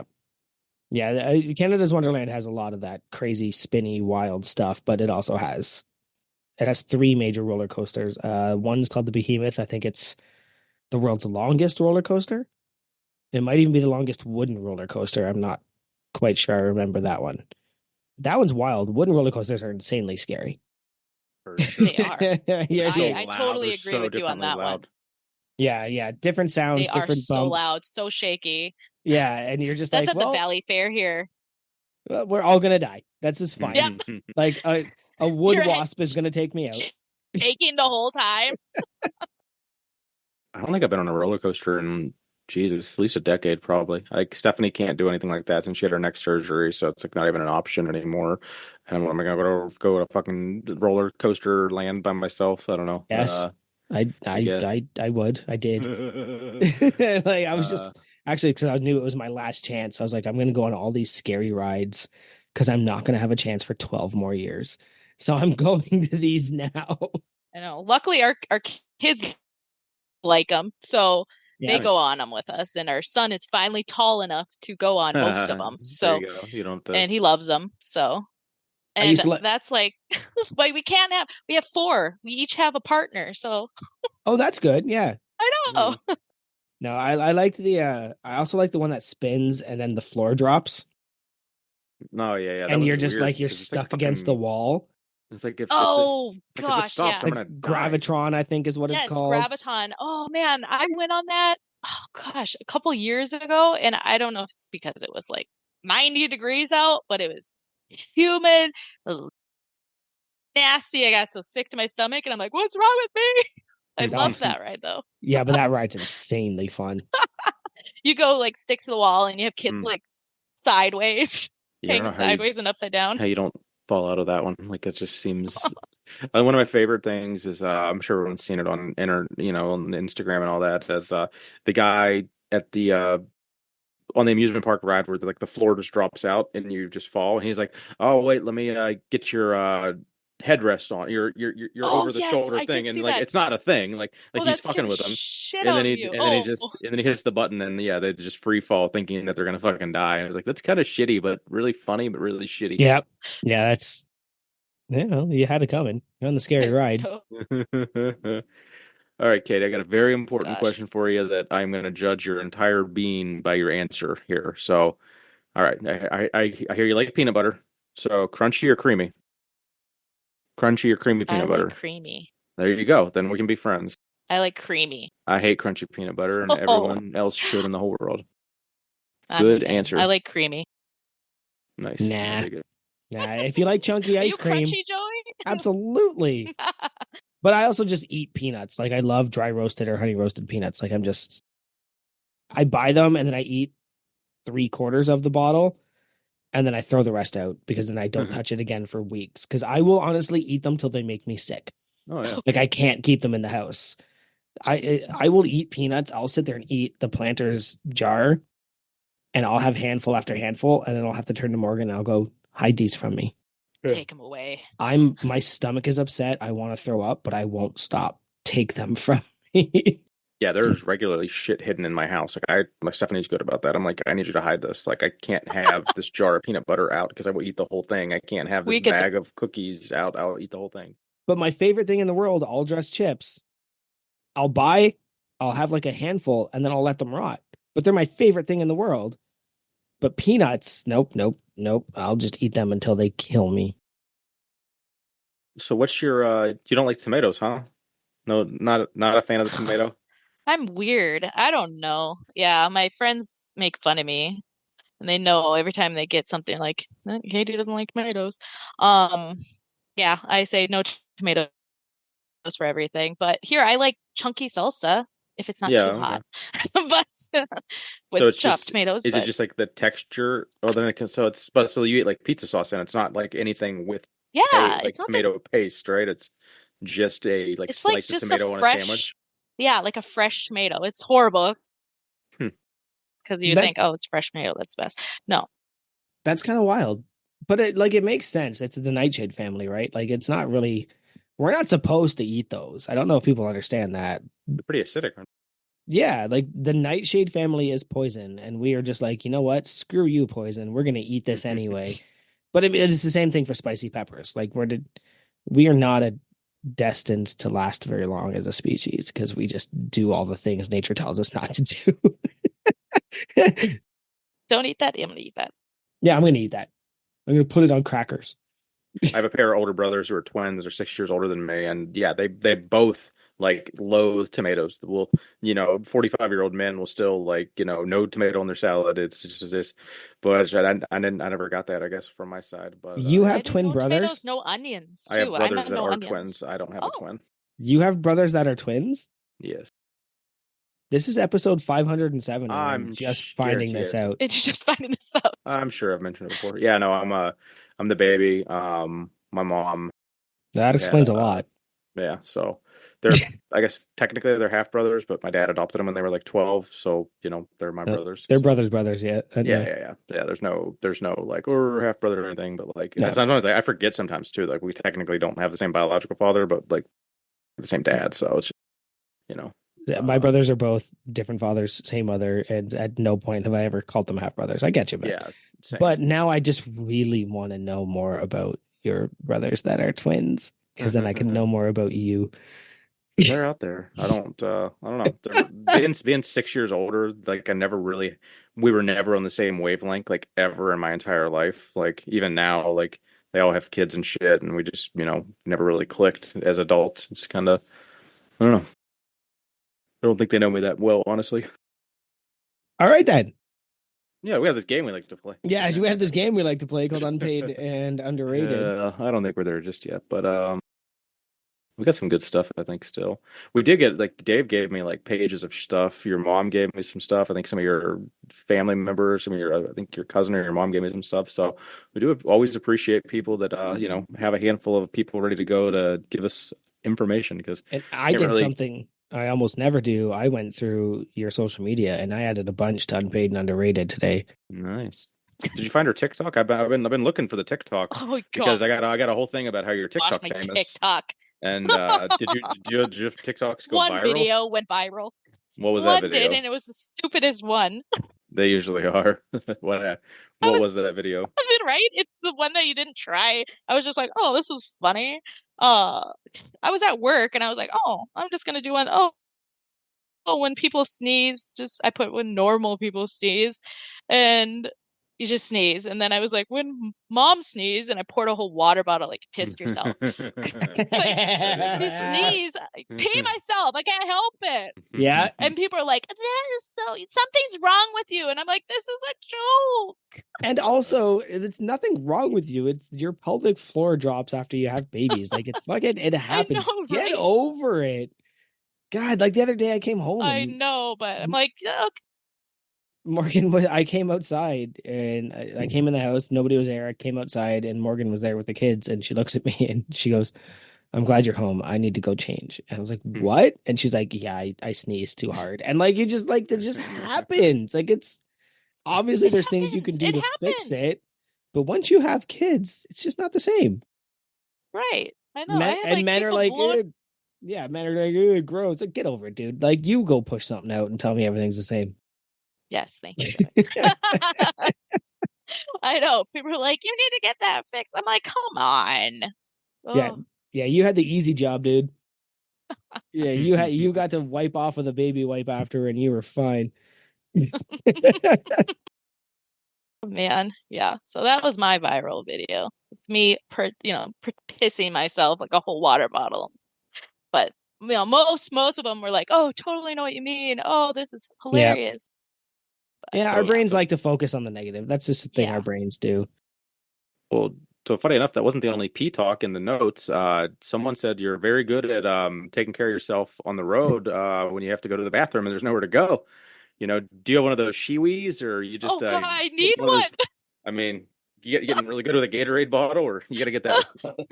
No, shaker bottle works the best. Nice. I can't.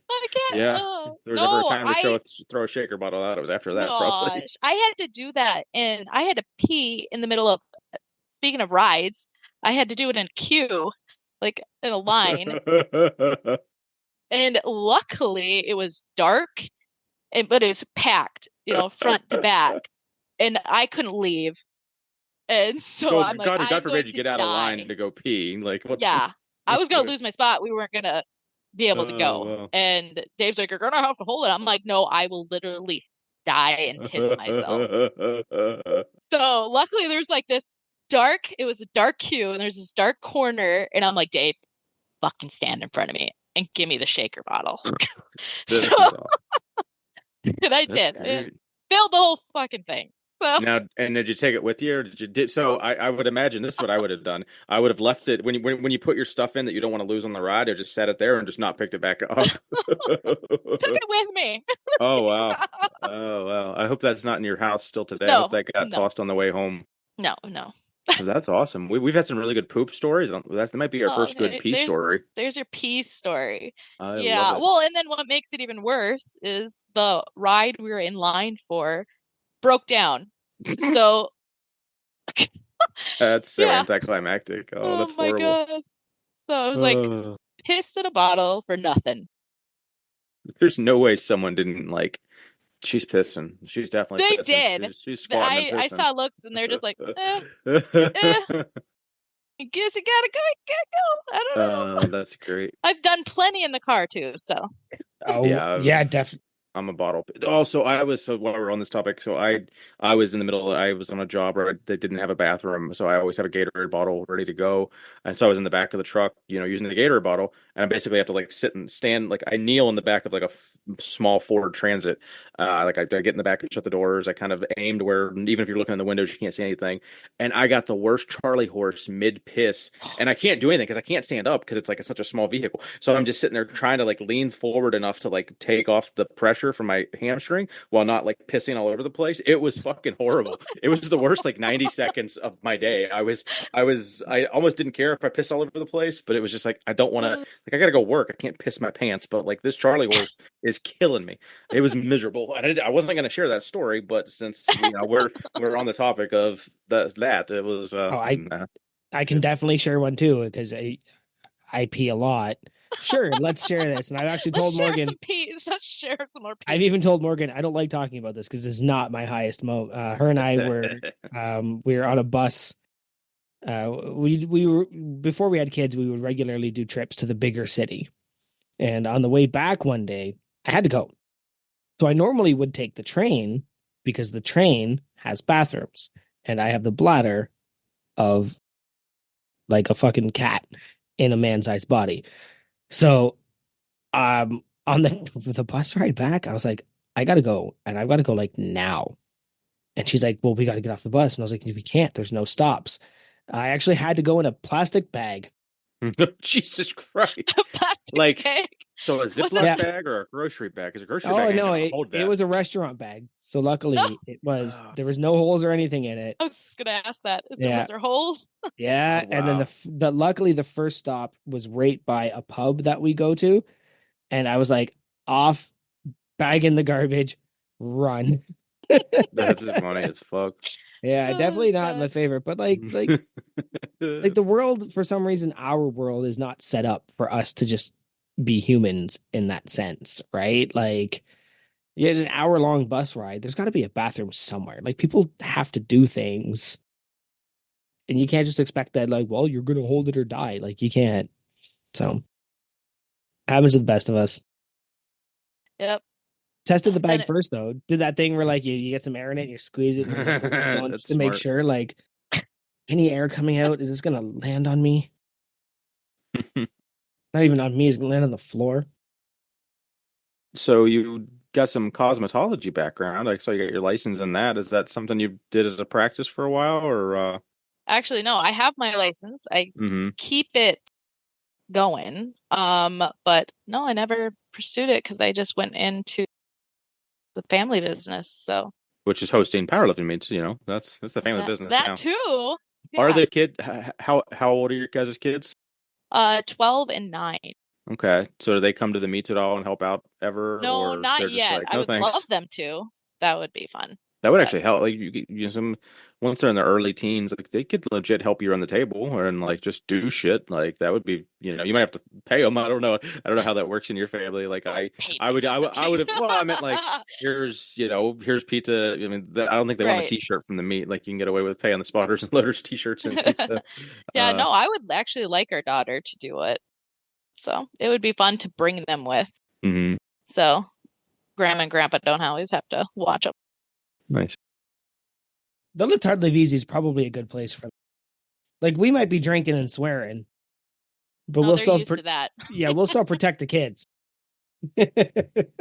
Just not from drinking and swearing. This is ammonia. So we had Max Dave would totally smell ammonia. So we had Dave on last year, and he told us all about his stalker. Has there been any updates on that, or do you want to tell us your perspective of kind of we had most of the episode, but if anyone that hadn't heard that, I thought it was a very intriguing story. If you want to give us the 90-second version of that, or your interpretation, or how it affected you, because we only heard it from Dave's point of view as the spouse of that person. That had to be even more unique. Oh, it's just crazy. Yeah, she even wrote me like a very long message, and I still have it. So, and it just rambles on. Doesn't make any sense. So, this is creepy. Yeah, I don't know. And it's so weird because we went to out in Bismarck, Mandan area, and we went there with the kids to a fair, And then the next day, we have a cop at our door. And I'm like, what the hell? Where's Dave? And so he's thinking that he sold a gun to somebody that was there, and he's like, oh my gosh, this guy probably got used in a murder or something like that. Well, it turns out she dropped his name because she got arrested. And I'm like, how is it that we were just in this area and she pops up again? So, no, she had this whole backstory of him, and I was the fake wife. I'm the fake wife. Yeah, didn't he have a fake name, or wasn't there a fake? Shiloh, Yeah. farmer. Yeah, that was supposed to be his name, and he's not That's Dave his, Stensland. yes, And that's he's his not Dave fucking fake. Stensland. That's a fake name. It's a fake name. I'm his Shiloh fake Farmer. wife. That's pretty wild. It was it's scary. I'm like, do I need a restraining order? Mm-hmm. What's going on? Wouldn't hurt. Yeah, no, I haven't heard anything. She's probably locked up somewhere. I'm okay with that. Reptiles. What do you guys see? So you said you had the puppy, Darko or Draco. What do you got for what else is running around the house? Nothing. I want a bearded dragon so bad. That'd be cool. Man, I love reptiles. And I hear. Dave does not. Well, it's a compromise. It's not a dictatorship. It's whatever. It's whatever. It's whatever the wife wants in my house, typically, but not always. Oh, I'll get one someday. There you go. Well, let's see. We did FMK. We did Mount Rushmore. Anything else jumping out at you, Joey? She hates exotic food. Anything in particular? What have you tried that you hated? Because it sounds like might not have even tried a bunch. I'm curious. Well, what's standing out as something you hate that's exotic? I've tried squid, Ugh. and I went to a restaurant with, and everything was shit to me. All they had was tomatoes. Something that I was like, oh, this is good. I ate it. And then my friend, after we left, she's like, oh, you just ate a chicken's heart. And I was like, what? Chicken's not like, okay. Chicken heart isn't. Yeah. It wasn't bad. So I was like, oh, it's just the thought of it. But I was like, okay, well, I actually didn't mind it. Okay, so what's exotic food for you? Like just like not normal. Not food? Normal, I guess. Okay, yeah. Anything like you like sushi, right? Yeah. Yeah, we do. Yeah. You both like sushi? See, I don't like sushi. But then again, I can't have shellfish. I'm allergic to shellfish. Because shellfish is terrible. Yeah. Your body is right to reject it. No. But lobster, shrimp, oysters, they're all bugs. It's all bugs. You're eating bugs. It is, though. It's the bugs yeah. Yeah, your body is right to reject it. Interestingly, though, I'm just under the impression I'll try anything at least once. Any animal that I would not reject other than human. I don't think I would eat human unless I was hammered. You might convince me, right? Are we harkening back to Ravenous here, or is that just come out of nowhere? No, I'm just saying, when it comes to exotic foods, I don't call any of it really exotic. I think I would, if it's an animal, my rule is if you can eat one, you should eat all of them. Right? The whole idea that if it's cute, you don't eat it, or if it's something that I'm used to, you don't eat it. I don't understand that. I do. I understand why you understand that, yes. But to me, that's not fair. It's not fair to the ones that we do eat that we don't eat other ones. That's either you're going to eat them all or you eat none. There's no in between. I am that way. So yeah, definitely understand where you're coming from with that one. And I would say I've tried all the shellfish. It's just terrible. It's just terrible. And I don't understand why people have convinced themselves that it's high end or good food. It's terrible. It does not taste good. Well, you dip it in butter, then eat butter. I was just gonna say lobster's good with the caveat of you add 1,000 grams of fat and butter to it. Yeah, you're just delivering butter to your face with a bug. You're not. Yeah. It's not. Yeah, it's some alien shit, I think. But then my other question would be, if you hate exotic foods, do you hate hamsters? Mm-hmm. No.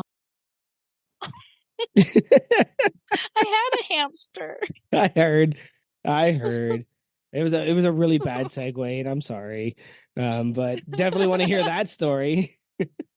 Well, it's funny because I wanted I almost convinced my mom to get me iguana when I was young, and then she realized that they grow enormous. I do. So she was like, "No, that's out of the question." So I got a hamster, and his name was Irby, and Dave hated it when, yeah. So no, and I think I killed it. So yeah, didn't mean to, but You probably didn't. Like, let's be fair. oh, it was not that long ago. I was listening to, and it was a different podcast, and they were saying that hamsters hibernate in the winter, and I'm like, well, and they said especially if you keep them somewhere cool, and I lived in the basement of my Mm. parent, and it was cooler, and all of a sudden he was just laying there, and I'm like, he's not breathing, he's like flat, just plump full of food, and I'm like, I think he died. So and then I hear that they hibernate and that they eat a lot and hibernate, and a lot of people bury them and then accidentally kill them. And I'm like, no, They can dig their way out. They're not rodents. if you put them in a bag. Oh, jeez. Especially if it's a bag of piss. Oh yeah, bag of piss. Oh no. Okay, Well, I I swear. keep telling myself I didn't. He passed away. so I have a really funny story about that might make you feel better, maybe. And it's one that my friends still hold against me to this day. So my friend, she was telling us about how she had a bunch of hamsters, and when they died, she would put them in margarine containers and bury them in the yard. And I said, didn't you just have your entire yard dug up to install a fence? And she's like, yeah, we did. And I was like, oh my God, did those guys just discover thousands of hamster corpses? And she's like, yeah, probably. And I was like, oh, damn. Like, they open these margarine containers and they go, I can't believe it's not dead hamster, because I can't believe it's not butter is a margarine company. So apparently, fucking I gross. can't believe it's not dead hamster became the most offensive yet funniest thing I have ever said about these poor guys digging up all these hamsters. Yeah, just wanted to take some of the air out of that sale for you, but it happens. Right. It happens. Well, if you guys are tuning into this episode for some Lift Hard, Live Easy preview talk, I think we're gonna segue past the dead hamsters and get into that. So, Big Katie has a little bit of an inside track of what to expect from this July. As the co-meet director there for the XPC, the sponsor, the federation running the Lift Hard, Live Easy. So, what are we going to see from the meet this year? Anything different from year two? It's going to be two flat platforms. Just tell us what we're going to see. Give us the rundown. Yeah. What's someone walking into at this meet? Well, we are going to be doing so. Each lifter is not going to be lifting at the same time, so it'll be focused on one. So one lifter will be lifting on one platform while they're getting ready for the next on the other. So it'll still run nice and smooth back and forth, but at least it will be focused on the one lifter, which is what I wanted. I didn't want everybody to be cheering for this, and it's like, especially for the announcing too, it helps. Yeah, for sure. So, of course, flames.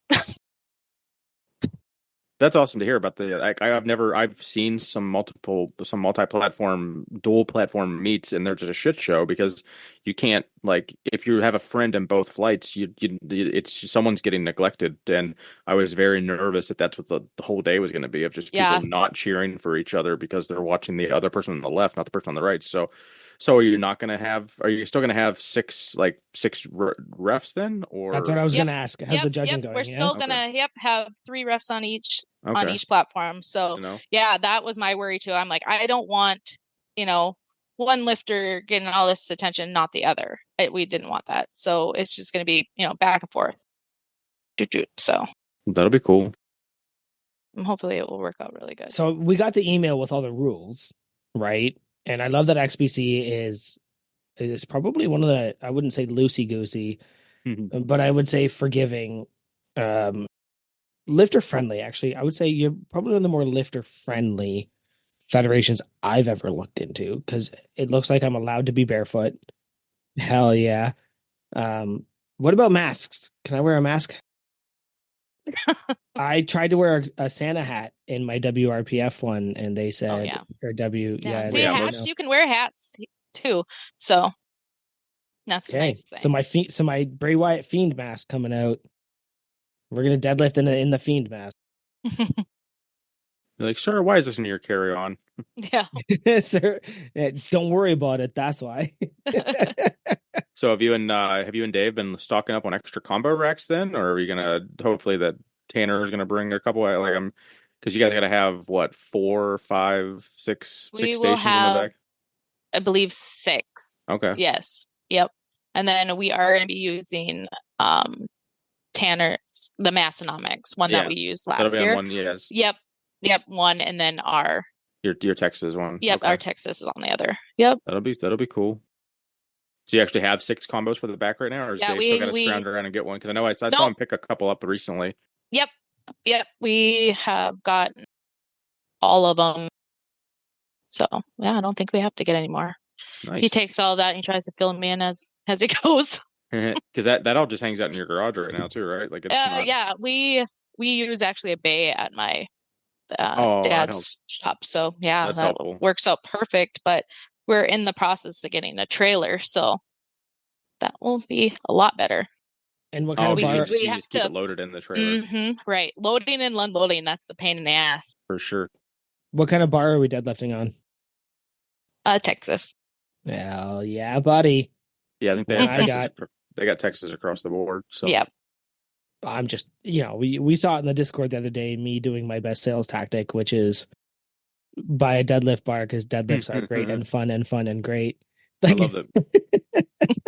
I love that we influenced Brad to buy. Like he immediately bought right after he got off of our call, and the very next day he made up because I was like, dude, you post on Instagram like once every 3 months, and he had an Instagram post like 2 days later at a baseball game. I was like, there you go, like that's how you social media. It's easy. But also, yes, buy deadlift bars. I don't care what anybody tells you. If you're a regular deadlifter, just buy a deadlift bar. They're fun. And if you enjoy deadlifts, don't take that joy out of you of pulling the slack and pulling the bar. You can do a straight bar if you love straight bar, that's fine. But if you have the means to access a specifically made deadlift bar, do it. And I know the Discord disagrees with me because a bunch of them disagreed with me. Even when I wasn't being a silly goose, I was still reading some of the things. But I'm a person who loves deadlifts of all variations. I love the Denny Stones. I love the deadlift. Lifting rocks, everything. But it's just because that is the most standard movement you can do, is lifting things off the ground. So yeah. Anyway, buy a deadlift bar. Go to Texas Power Bar. Tell them Massonomics sent you. Live your life. Oh man, I completely lost my train of thought. I had something that was going to segue in from the lift hard, and I just rated, unpaid, and underrated. I'll circle back to it. I know I had some more meat stuff to talk about. I just can't remember what the fuck it was. That's very frustrating. Was it about third attempt music? Oh, I know. It would be nice too. What if I bring my own speaker? I'll do it myself. Oh god. Just set it off to the side. Yeah. Ooh, I remember what I was going to ask. So you don't have to spoil it. I'm assuming if Dave wants to keep stuff secret, he can. But have you guys gotten some metal fabricated for the meat that is going to be unveiled? Nice. Is there anything you want to talk about, or something that's going to be a surprise? Because he shared it on. He told us what it was. I mean, yeah. I don't think I saw a picture of it, but I inferred that it was going to be an XPC in the WCW and sheet metal, diamond plate looking stuff. But maybe I'm off. Oh yeah. The XPC metal that I'm hoping will be something. It's still in the process right now. Okay. So what were you mentioning? What were you talking about then? I was going to mention other big news. I don't know. Well, we're going to be. Let's just spoil it. Okay. Yeah, we're a month out. Let's go. we were asked to do the XPC Arnold Classic. Oh yeah. So yes, I did. Yep. Yes, I heard. Yeah, let's Mhm. talk about that. Yeah, you guys. He basically kept saying we were asked, but I never really saw it. I accepted the invitation. So is that something you guys are still mulling over, or 100% you're doing it? Yes, we are 100%, I think, doing it. It's just getting everything figured out right now. Yeah, because they do. That's are you guys fucking buying a $7,000 monolift and hauling it out there, or are you gonna borrow someone's monolift out of Columbus? Because they're not gonna let you like No, run that on a no, fucking we'll use a Hummer, mono. right?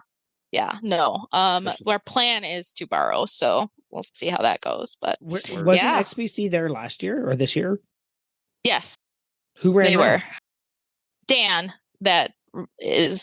he's the main guy with XBC. He always does okay. it, and he's the one that contacted Dave and is like, "Hey, do you guys want to run it this year?"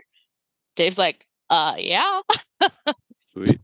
All right. So this year or next year, I'll definitely do the 3 days, and I'm just going to be bouncing in between helping sell Massonomics merch and helping run the XPC booth. Is that what you're saying? Like, Yes. I was so everywhere. I'm the worst at the Arnold. I was at every, like, you could have found me at every booth at any point. Like, how are you here? Weren't you just there? No, No, that's we didn't make it last year. I'm sad, but no, that's super amazing, and I hope you guys accept, and I hope you run it. Yeah, that sounds incredible. It'll be fun. I'm excited. So I mean, it'll be the second coolest meet you run that year potentially, assuming we do assuming we run it back again for 2025 at in Aberdeen. That's so true. Sure. The Arnold is gonna be will be the second coolest thing you do. You know what? I won't disagree. I've been to both now 2 years in a row, and we'll see this year if the Live Hard Live Easy lives up to last year. But yeah, I think it will. There's a reason I'm flying to Aberdeen, South Dakota for a second time, because it is the coolest and best and most fun meet. Even I didn't even compete last year and still had a ton of fun. So it's a far travel for you guys. Yeah, that sucks. I'm flying. I'm not even dealing with driving. I'm flying. And like, so I think my flight leaves like 6:30 a.m. and then I land in Minnesota an hour and a half later. And then I have to sit for like 8 hours. Oh no. Yeah, you could have driven like it's a 24-hour drive. No, that's ridiculous. No. From fucking MSP, it's like a 6-hour drive or something, I think. Yeah, I could have driven to Minnesota at that point, but like, we're flying. Chris and I are flying into Crew Falls and then doing the 3-ish hour drive. Because the alternative is like a fucking 6-hour layover, and I was just like, I don't know. I'm going to save a little. I mean, I did fly into Aberdeen last year, but it's trying to do it a little bit cheaper this year because money's not as flush this year. I did that. It didn't save me any money. Yeah, flying to Crew Falls saved me $150, which no, because now I got to pay for a car. I think it was more significant than that, or I would have probably done it, but maybe I'm not sure. We booked those like 6 months ago, so I can't really remember. There was some. I think did Tanner say that Tommy was about that they were finalizing the logo and everything? Is that something you saw a sneak peek of or anything yet, Katie? Well, the medals were already released. Well, no, the actual like what's going to be on the T-shirt. I haven't. I think Dave did, but I don't think he showed me. Fucking Dave. Jesus, I know. What the fuck, Dave? There's a lot of shit. I'm like, what? I didn't hear about this. He just told you it was on the Discord, honey. You didn't see it. Right? So I imagine how inundated have you been with our Discord direct? Because it is overwhelming, even if you're like super into it. Not ours, like the unpaid under. Sorry. I try to look at both. I'm like going back. Yeah, sorry.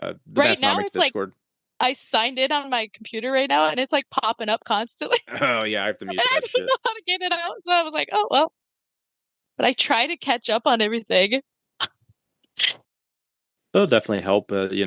my only suggestion, I guess, is just cherry pick a few more episodes of Unpaid and Underrated before going into, the weekend, so you have that much more opportunity to just chat with people. Any names that you recognize, or well, I mean, you have the fucking roster in front of you. If like, who's on the roster? Who's going to be in Aberdeen? How is now that's evolved too, because there's probably been at least like 15 people drop and then like just get filled. There's spots like the in the what the fuck is the wait list had like 20 people on it, basically. Yeah. I think so. Yeah. There's a shit ton of people. Like I have a couple of my friends that got took like my one buddy took my spot immediately, like the same Oh day. yeah, because you were doing powerlifting. Now you're doing strongman, right? Yep. So I got to make sure that big Tanner, I'm pretty sure I get 2 shirts this year because I technically I gave Dave all the money in the world, and then now I gave Big Nate all the money for strongman. So I'm thoroughly invested. So hopefully I get at least one extra T-shirt, but yeah, I'm not too concerned about it. It was just more of a funny jab. I want my T-shirts. But yeah, like one of my friends was like, "Oh, you're getting your money back, right?" And I'm like, "No, like I'm not gonna ask. Like, no, you wouldn't get it back anyway. But also, like, I'm not a douchebag, and I wouldn't ask to get a refund from a powerlifting meet that I chose to not do. Like, I would never fucking do that. Like, I could have broken my leg 6 months out, and I still wouldn't ask for my fucking money back because it's just like it's $100. Like, who fucking cares? It's $100, and they're barely fucking breaking even trying to put the meat on. So like, no, I'm not gonna ask for my money back because people that don't compete like don't understand that like right. If you back out of a meet, you like just it's like no most like if the meat director like sometimes they'll let you put it towards something else, but only if it's like a fucking act of God or something that like kept you out of the meet. Yeah, but even we then, have like forwarded registration to a next meet for people. Plenty of people that are like, oh, I couldn't, I injured myself or something came up. Can it go towards the next meet? We're like, yeah, that works. Good deal. Oh, so sorry. I guess I meant to say like, is the roster, is it full right now? Have they been able to like fill up all the dropped out spots with the with the wait list, or do you guys any spots left right now? Well, Dave did say there's a couple more drops. I don't know if he's filled it. He's in charge of all. Okay. There's only 3 spots left. Yeah, 3. Yeah, that's fair. 3 spots left. I dig it. As long as we don't let the any of the sister hosts compete, we can't have them going after those submaster records. Gotta keep those for the actual Discord crew. Now, I'm not saying that Tanner and Tommy run events to give themselves prizes, as heard on this podcast. But we're not saying that they don't. Yeah, not saying that they don't. All right. Heading on 2 hours. You want to dip into Unpaid and Underrated? I'd love to. I'll explain the game here if you're not overly familiar with it, or if we have any new listeners here following along for Katie's first episode. So Unpaid or Underrated is a very original game we came up with ourselves. So similar to this random game that someone made up a long time ago called Overrated or Underrated, we play Unpaid or Underrated. So underrated obviously means it's awesome, and unpaid sucks, and it's, no one wants to be unpaid. So we're going to kick it off here. Joey and I will each go with about 3 or so. We got a big list here, so whatever we kind of pick. We have a huge list. I think list. Yeah. Well, like I said, I went through your Instagram earlier, and I think, and I was just like adding this, but mostly just because I think it'll be a funny response. So we might go like maybe 8. Just a couple of them I think we've already hit on too. So unpaid or underrated, Big Katie. Let's go with Taco John's. Underrated. What is that? I love Taco John's, and I'm sad we don't have it anymore. I think that's right. Tommy was talking about the Sioux Falls and went out. Well, you guys aren't Sioux Falls, but I'm assuming they're closing even North all Dakota. Over, right? Yeah, well, yeah. So yeah, Dave, he goes to around Fergus Falls when he in Minnesota when he works, and they have a Taco John's there. So he sends me like a picture of his Taco John's, like, oh, I got this today. That's fucked up. Wow, yeah, wow, rude, Dave. I know, rude, right? We'll have to get on his ass about that, I guess. And I'm assuming it's too full. Like when he's there, he's like hours from home. It's not like he can like bring it home somewhere. Right, that'll be a cold burrito. Yeah. Worth it? Maybe worth it. Depends if it's how long is in the danger zone. Because like I don't think is Dave going to be like thorough enough to be like, let's get it on ice and get it out of that bacteria growing zone of temperature. No. So it's just going to sit there in a bag on the passenger seat like for 4 hours. I wouldn't eat that fucking thing. Right. I'd eat it before it got to you. If I was driving, I'd be like, that's not gonna last anyway. Yeah, she won't want it. Let's go with number 2 here. Unpaid or underrated smoking. Unpaid. So no. Now, where do you put do you put vaping in the same category? Because I have a girl that works with us that vapes nonstop, and it's just annoying. I would almost rather you go outside and have a dart and leave me alone for a minute rather than vape in front of me. Oh yeah, because it's just vaping. I can do it indoors. It's fine. No, you can't. It's also awful. It's just as illegal. Same. Like it's the same. At least in New York State, like it's the same. Yeah, but people don't care. I've literally watched people vaping in everywhere. Yeah, yeah same. No. But what about cigars? There are some cigars that actually smell good. So, but I'm a cigar smoker. Yeah, a cigarette smoke is just oh no.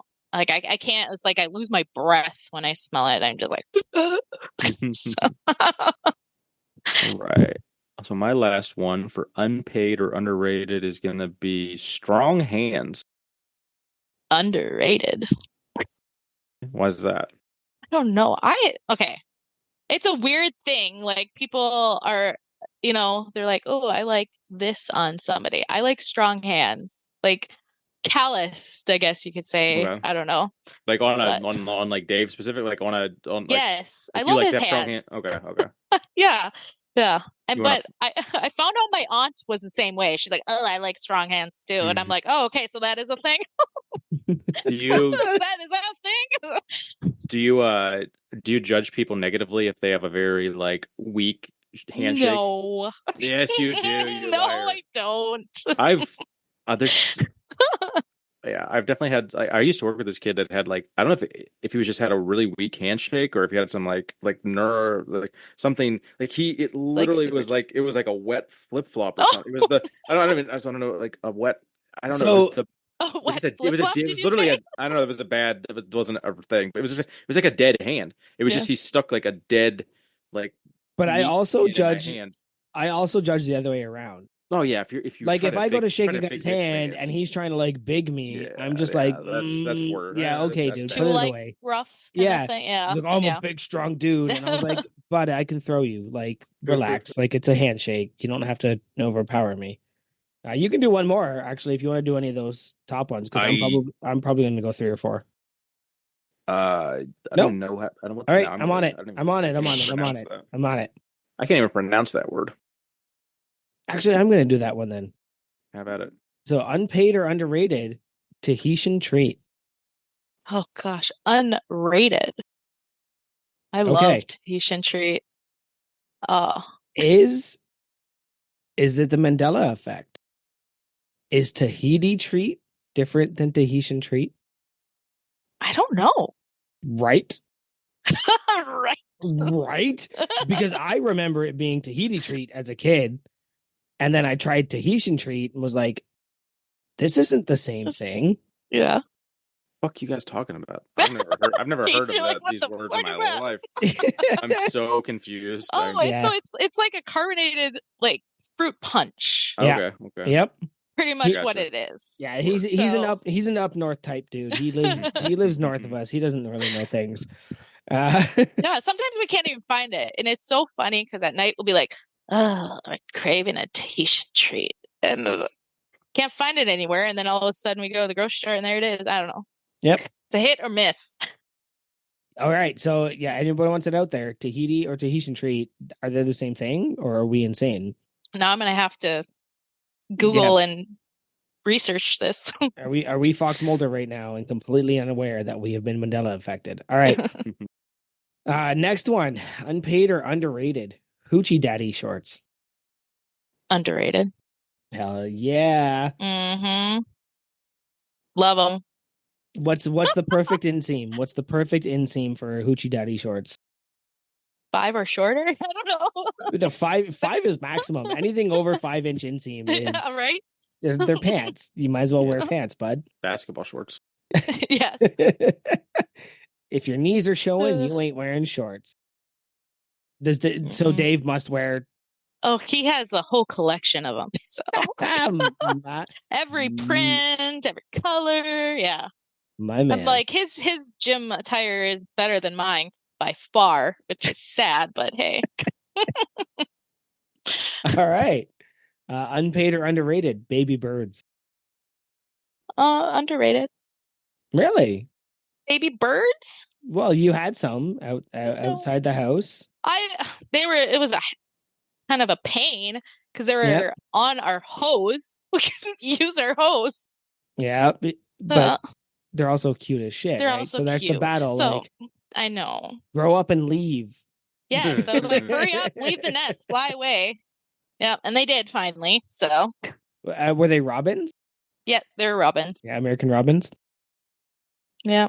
For some reason, the mom would fly away when I would go, but as soon as my son would walk past them, she'd stay on their nests. Like, I don't know. She liked my son. She didn't like me. Oh yeah, she dive bomb. Did she ever dive bomb you? A couple times, yes. Yeah. She didn't like you at all, but for some reason, that he's not a risk. You were the risk. I was the risk, not my son. My son walked right past, and she's like, "Okay, whatever."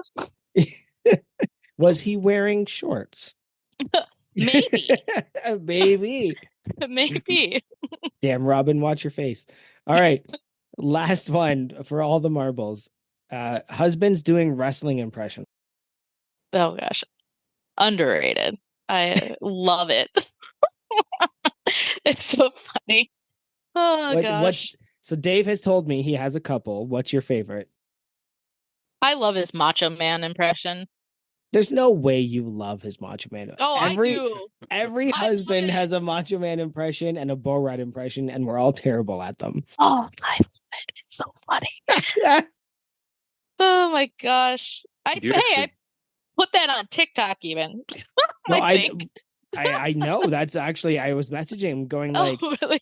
I was like, I'm seeing wrestling references on Katie's Instagram, and is she into wrestling?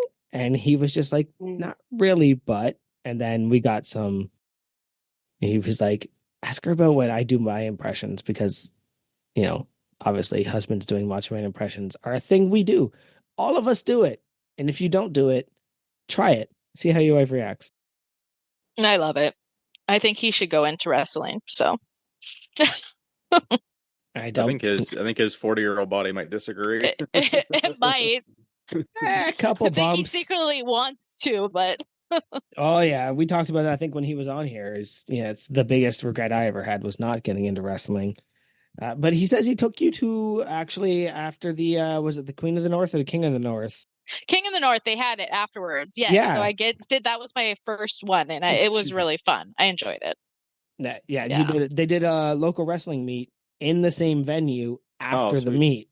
That'd be cool. Mm-hmm. Yeah. So they just they cleared out and then built the ring. Nice. Mm-hmm. Or the ring was already there, and then Katie got to see her first wrestling. They do a good job. Yeah, it's a lot of fun. Yeah, definitely got the crowd very involved. That'd be a pretty big venue then. What did you guys think of the Odie? And is that like one of the bigger places, or is that kind of like what you usually get? Yeah, that's what you usually do it. Yep. Nice. And it was that was the first time we were in that because there's two different sections, different areas, and we were in the other side the previous year, and then this year we were on this side, or the other side. It was nice. You guys looking forward to a July at the Odie Ice Rink in Aberdeen, where it's going to be anywhere from 47 degrees to 1,069 degrees? Oh gosh. Oh yeah. God, I'm mixing it up with Dickinson's because you're talking. They're both at the arenas. So yeah, no, that will be the fans help. Yeah, No, they didn't. I thought they did a little bit. Oh my God.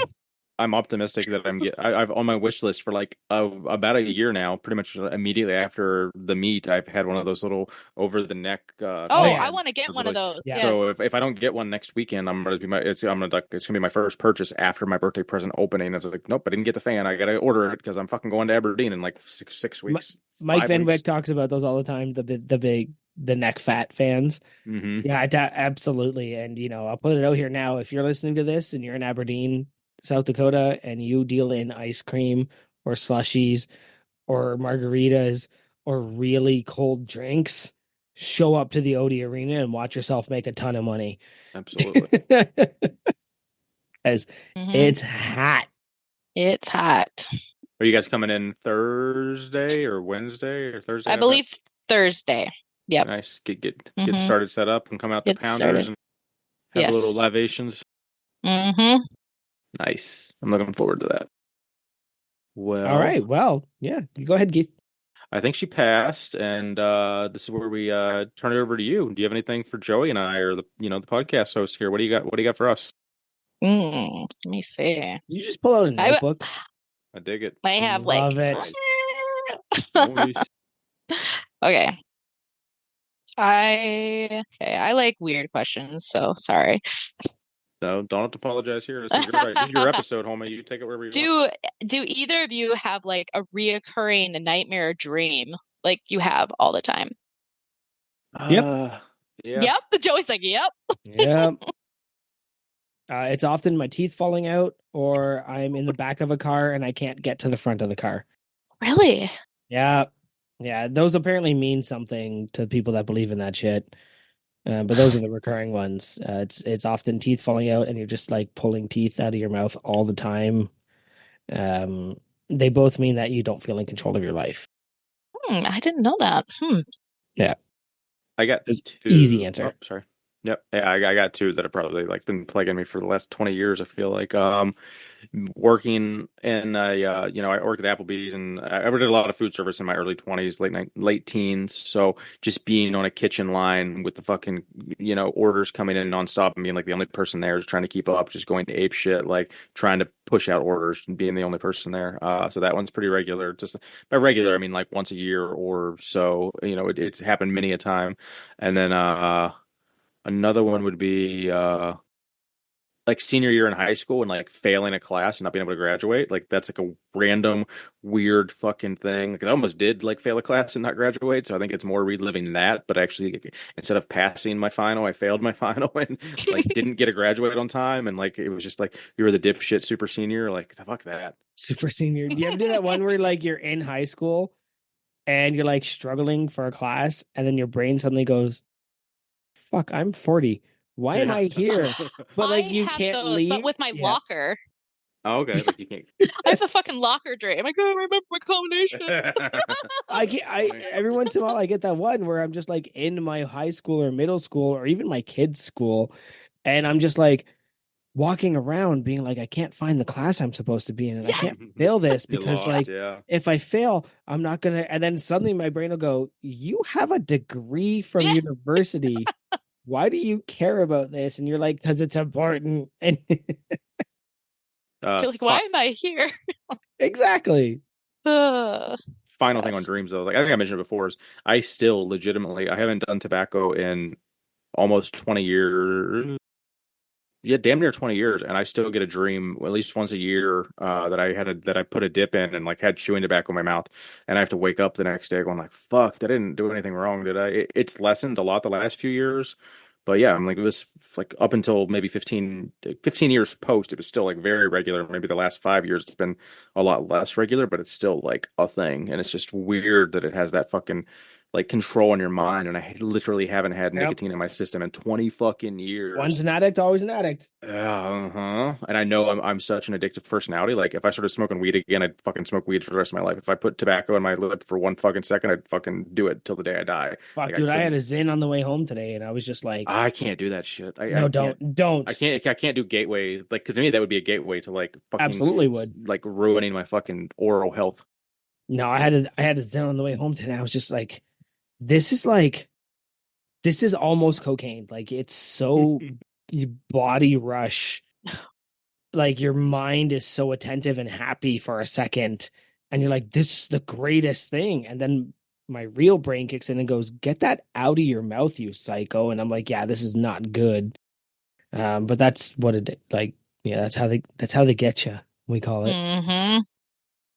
Sorry, anyway, yeah, that was a spiral of a question. Oh, I like those though. Once something keeps talking, I have tornado dreams. So So I Like was you get sucked up into one, or that you're just no, like terrified that one's gonna get you. yeah, like one I can see it and it's coming towards me. And it's for some reason I'm always at fucking work. I don't know why. And I think it's because I don't have a basement up there or somewhere to hide. So yeah, no, I'd have tornado dreams, but I also had the school locker dream all the time. You actually have tornadoes out there though, right? Like I don't know. Yeah, we like surrounding, we've had them, Okay. but not in Fargo since I think the last one that hit actually in Fargo was in like 1956. So it Okay. was a long time ago. But yeah, no, I don't know. I think my mom like steered in my mom because every time there was like a tornado warning, she's like, get down in the basement. So I was like always afraid. Yeah, the shit your parents tell you as a kid that like Gosh. just literally sticks with you 40 years later, and you're like, oh yeah, I remember that. Yeah. Oh, No, That'll thanks yeah. for that. something to never be able to outlive that. Oh man. Yeah. You got a couple more for us? Or Yeah. we should be good on time. Okay. What is a horror movie or a scary movie you refuse to watch? I don't know if you're fans of any horror movies or I don't. I'm a huge horror movie fan. you love them, yeah. Yo, But absolutely. I have a certain rule, and if the horror movie is based off rape, I won't watch it. Fair. If the entire structure around it is that particular act, I'm not watching that movie. And if I'm watching the movie and I sense that's what's coming, I'll turn it off and not finish it. Yeah. So I Spit on Your Grave is definitely not in your top 10, huh? I've seen both actually. Yeah. No, actually I didn't watch the remake. I watched the original with a friend of mine who wouldn't stop making jokes, and I finally snapped and I turned to him and I was like, "You're not making this better. You're a bad person." And yeah, I will not watch that movie again. I won't watch the remake. There are just certain movies. Nope. There's I think not The Last House on the is it The Last House on the left? Yeah, That's based on that. I haven't seen that one. Jodie Foster is like having yeah. If I find out that that's what the movie is based around, it's just not horror at that point. It's just it's exploitation. So I will not watch movies that are based on that. And I'm sure I could name a bunch of them. And sometimes the threat of it, like The Walking Dead had the threat of that all the time, but never did it. That was the one thing The Walking Dead did really, really well. The threat was always there, but it was never the thing. Vikings went into it a little heavy, skipped that season. Like, I don't, it's just that's the one thing where I'm just like, that's not scary. That's real. And I want nothing to do with it. So that's me personally.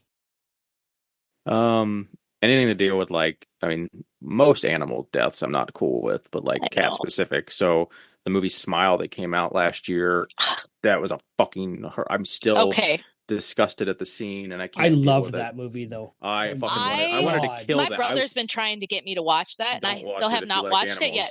If you like animals, don't fucking watch it. Oh, good though. So no, he's telling me okay. So it's overall, it's a very scary movie. I would have given the movie like a 6.5 out of 10 if it wasn't for that fucking that one specific pet scene that they kind of telegraphed, and I caught it right before it was going to happen, and I was able to kind of not see it but still saw it, and I was fucking almost puked. It was so fucking not something I could handle. But yeah, I'll never watch that movie again. Yeah, I don't like torture movies, so me either. I guess torture. Yeah, I guess as a kid, when I was coming up, Hostel was really big. And I will not watch that. So, and as a young teenager, you're just like, oh, I'm edgy, I can handle this. But then you kind of grow up and you go, that's fucked. Why did I watch that? I don't want to see that. That's not scary. That the original Strangers, I also, they just did the remake of it, where the kids are at their cottage and these people surround them and torture them, and it's just them trying to get out of it, and the dummy can't shoot a gun, And it's just so like you're stupid. You have a shotgun and somehow three unarmed people overtake you because you just are afraid to hurt them. Like it's so stupid, but it's torture based. I'm just not in. I'm just not in. I'm with you. Same. With you on that one, Katie. I'm not in. Yep. No. Same with like the Saw movies. I watched the first one and I won't watch any more of them. I enjoyed the first one because it was different. The first one's the only one I've no. Yeah, but then you start watching the second one and you're just like, yeah, okay, people getting hurt, great. Like, right. This isn't cool.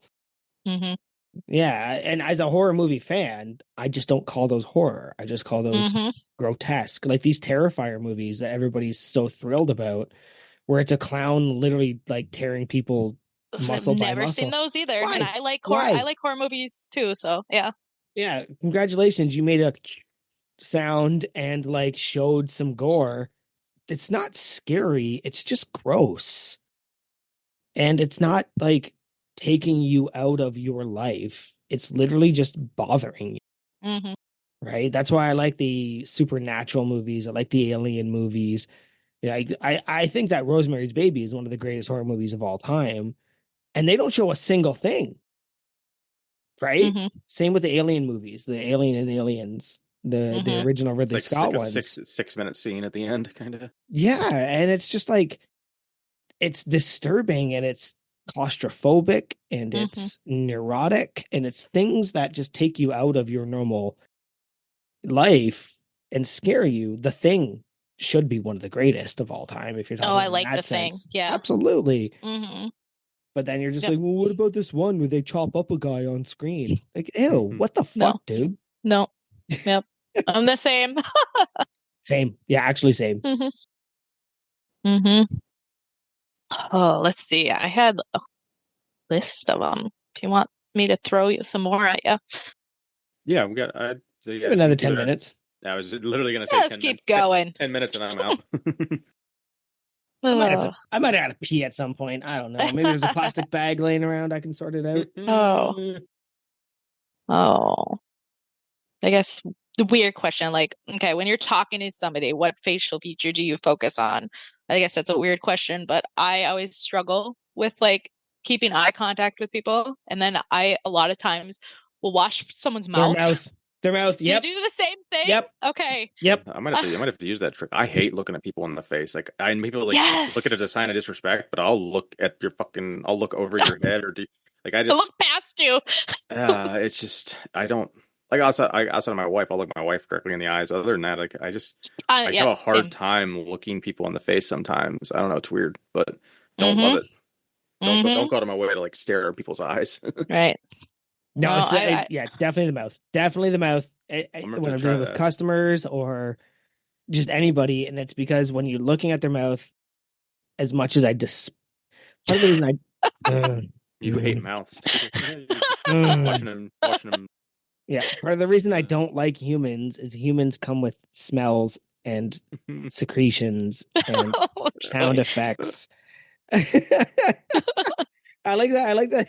Yeah, Katie's pulling some weird shit out of Joey tonight. I like generally what I don't like about people is how they smell, how they sound, and just like body fluids. Body fluids are the worst thing in the world for me. I can't handle them. But I will focus on somebody's mouth because I can watch the words that they're saying and I can read their emotions. Their eyes are going to lie to you every time.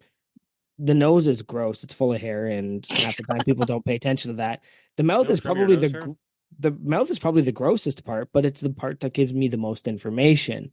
So yeah, definitely the mouth. Yeah, I'm the same. I tend to hear people's words all like scrambled together. So if I read their mouth, it's like captions for me. Yeah. I'm a caption person with TV. I don't know. I guess so. With audio or like, and you with audio. Yeah. Okay. My kids hate it. Interesting. I know. I remember I had I don't know. I guess you can do it with any TV, but like if I had to watch shit on mute, like, cause it was like fucking 2:00 in the morning and I'm still trying to watch TV or something. Like if you can like read the captions while it's still on, mute. But yeah, I feel like when it's captions and audio, I can't read fast enough to still enjoy the actual like acting and the scenery. Like I'm a slow processor of words, I guess. I don't know how I do it. I'm like back and forth in it. It doesn't bother me. I have no idea why. I've tried to turn them off, and I'm like, Dave, turn it back on. I'm struggling. Oh, so you force, so does Dave read the captions or does he ignore them? I think he ignores them. Okay, that's interesting. Yeah. Oh man. Well, you got a couple more, at least one more. We lost our co-host for a second, so I'll try to fill the void. Yeah, well, mine was another like, guess it's another kind of darker one. Would you It's all rather good. be it's all good. Would you rather be buried or cremated? 100% cremated. I will never fuck if I'm fucking buried. I don't believe in an afterlife, but if there was one, I'd come back and fucking haunt you no matter what. If someone buried me, the Tell concept of that to being Dave, please. ugh, the concept of being buried in a fucking box and just rotting away in there, and then possibly never being able to fully disintegrate, because if you buy some expensive ass coffin, you're just gonna have a rotting corpse in this coffin for hundreds of years. That's fucking disturbing as shit to me. I want to be completely gone from this earth in like seconds. Yeah, no, that 120% believe exact same thing. And yes. Dave is like, I want you buried with me in the coffin. And I'm like, if you do, no. I will haunt your dead ass. I don't, Yeah, I no. will. I've, Nope. I think I wanted to be cremated for like, well, pretty much my entire adult life. Like, I don't remember when. Maybe it was probably like a really. And I mean, I've only gone to a few funerals that have actually meant something to me. So maybe it was like my grandma's funeral. I don't know. Maybe even before that. But I don't remember a time where I didn't want to be cremated. Like I don't ever remember a time where I was like mentally okay with being buried like in a box and like being Mm-mm. embalmed and having my corpse go through that. Like I don't want that. I want to be Mm-mm. cremated and just now my wife knows that too, but then she's kind of like, well, what are you doing with your ashes? I'm like, I don't know that I care. Like, I guess if you bury them, like, don't do it in an urn. Do it to where they can like literally get out and like be absorbed and be part of the earth and not me anymore sooner. Mm-hmm. Hmm. Yeah. What do I'm the what's same. Dave? What do you want your Dave kids to wants do to with get your buried. ashes? And Well, what do you want your kids to do with your ashes? keep them. I don't know. Just So don't put that me in a closet somewhere. so I still have this is actually sad, but I still have my cats. I still have Gus's ashes downstairs. We don't know what to do with them yet. Like we don't know if we want to bury his ashes or spread his ashes. Right now they're like we got this nice box that they did come in, and we had to pack all his toys up like a year and a half ago when he passed away, and I've like haven't opened the box since. And well, I actually have it to get some specific toys out for the new girls, but like I don't know what to do with someone ashes. Like I don't know what you do with ashes. Like I guess keep them, but then it's like, but if you, but is that almost the same thing though? Because if you didn't want to be in a casket, because you didn't want to like have your body in your essence trapped in something, now your Mm-hmm. essence is in ashes and it's still trapped in something. So I don't think Right. Like, I wouldn't that want does to make be. sense. I wouldn't want to be encapsulated in something. I want my ashes to completely disintegrate and then Mm-hmm. like become a flower and shit. Right. Go in with the earth. Yep. I might have Mm-hmm. missed that question. I had a kid screaming. I had to run out. Cremated or buried. Fuck, I don't care. I'll be dead. You don't care. I I, care. I yeah, care. I whatever is the most convenient for the people that have to deal with it. Yeah. I'm not. I'm literally that's gonna be in the will. Whatever is the most convenient way to deal with me. If it is cremate me and put me in a hole, do it up. If it is donate me to science, do it up. I don't care. I'll be dead. My mom is so funny because both my parents want to be cremated, but my mom is like, you gotta take me to every family event with you. So I'm gonna be like, oh, okay. Yeah, I'm just gonna be carrying around this box. And yeah, I don't. If that's a thing you believe that you're going to somehow be in this afterlife watching, the ashes aren't you anymore. Your soul is up there and watching. And if you don't believe that, then nothing is you and it doesn't matter, right? Like to me, there's no in between. So I don't know. Donate my body to science. They can see what this liver looks like after years of There you go. abuse. So Kidney. my mom's already told me she wants to be cremated, and she's even like, I think she has, I'm not sure if she has it written out, but I know she's like told each of her kids like where they want she wants like each of her kids to like spread some of her ashes in like certain places and stuff. So like I know that Watkins Glen is a really big famous like hiking trail, waterfall, like thing, like a couple hours from me that we actually did together, like, years ago. And she was like, yeah, you just, she said it was one of the most beautiful places in the world to her. She wants to have some of her ashes spread there. So like, God, for hopefully 10 years from now or more, I'll have to go do that. But that's you're going to do what your mom asks you to do. So kind of is what it is. We'll take care of that. My relationship with death is not what some people would approach it as. I think it's very healthy because I'm just like, it's gonna happen. Fucking get ready. Whereas other people are like, no, it's never gonna happen. I'm never gonna think about it or talk about it. And yeah, I'm just it's gonna happen. So I'm gonna do what I need to do now to make sure that when it happens, it's gonna be fine. Morgan's like, I don't want to think about it at all. And I was like, no, we need to have a will. And she's like, no, that bothers me to think about. And I was like, yeah, but like you can't avoid it. Bother a lot more if you you're always talking about all these near miss car crashes and shit. So it's like, like have that shit figured out. Exactly. I still need to figure we need to write a will. We've talked about it 100 times. We know same. We know we know what I want our will to say. We just haven't like spent the money to make it a thing. I've got the life insurance. I've got the will kit. We just haven't done it. And like, I'm ready. I could go tomorrow and be like, yeah, I've got most of my shit figured out, but then not everybody's like us. That's, I mean, I do have a spreadsheet with like my top, my Mount Rushmore of Joey replacements for the podcast. If he passes untimely. Oh gosh. I really don't, but It's Siri.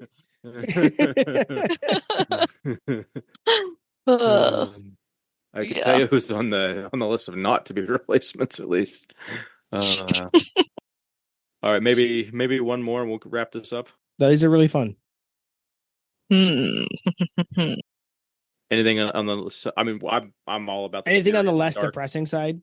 Yeah, something fun. Yes, there we go. Oh my goodness! Pull something funny out of the ether for us. I guess we already talked about embarrassing pee stories, right? Do you have any embarrassing poop stories? Have you shared those? Not on this podcast. Do I? I don't know. Do I?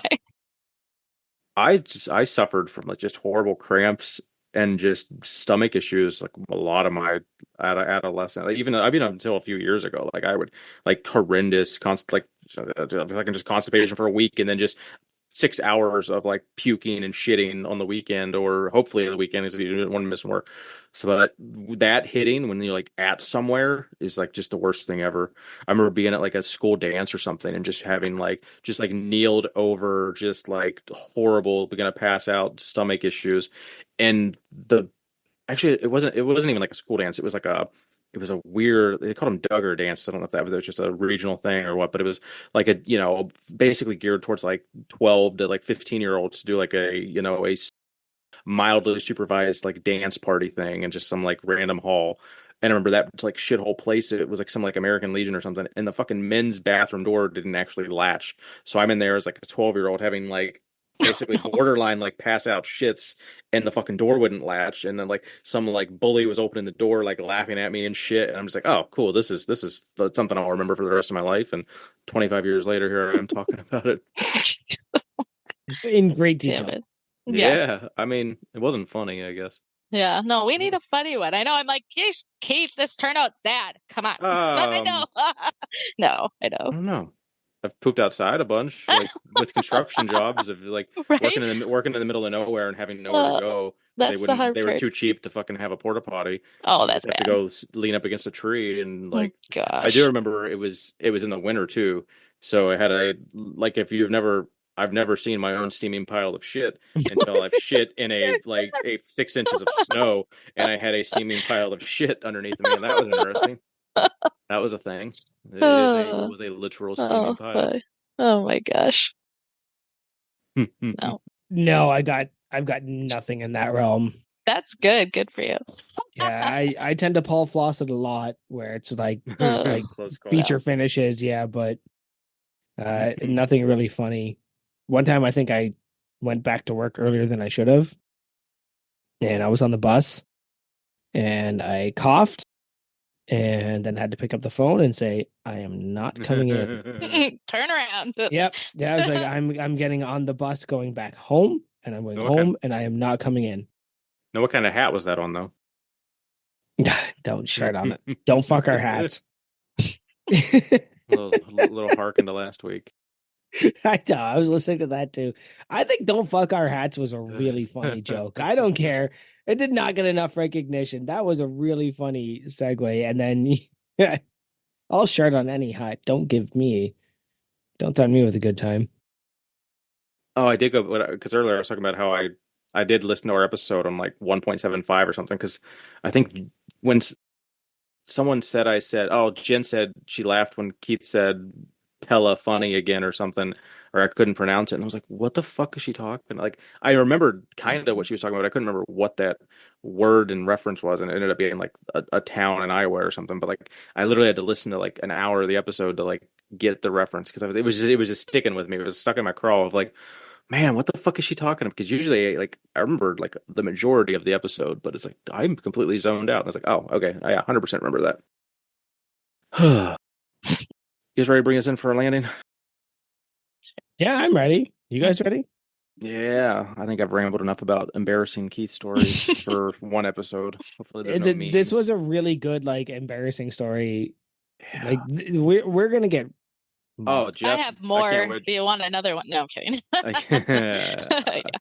I can't wait for Jeff. Oh, shout out to Jeff. Jeff, you've been fucking killing it with those memes, and like, keep it up. I feel like you're putting more effort into it because I am giving you like putting you on a pedestal with it. So I'll just continue that, because that bit that you did yesterday with the comic reel thing. Oh God, that was pretty funny. That was pretty funny.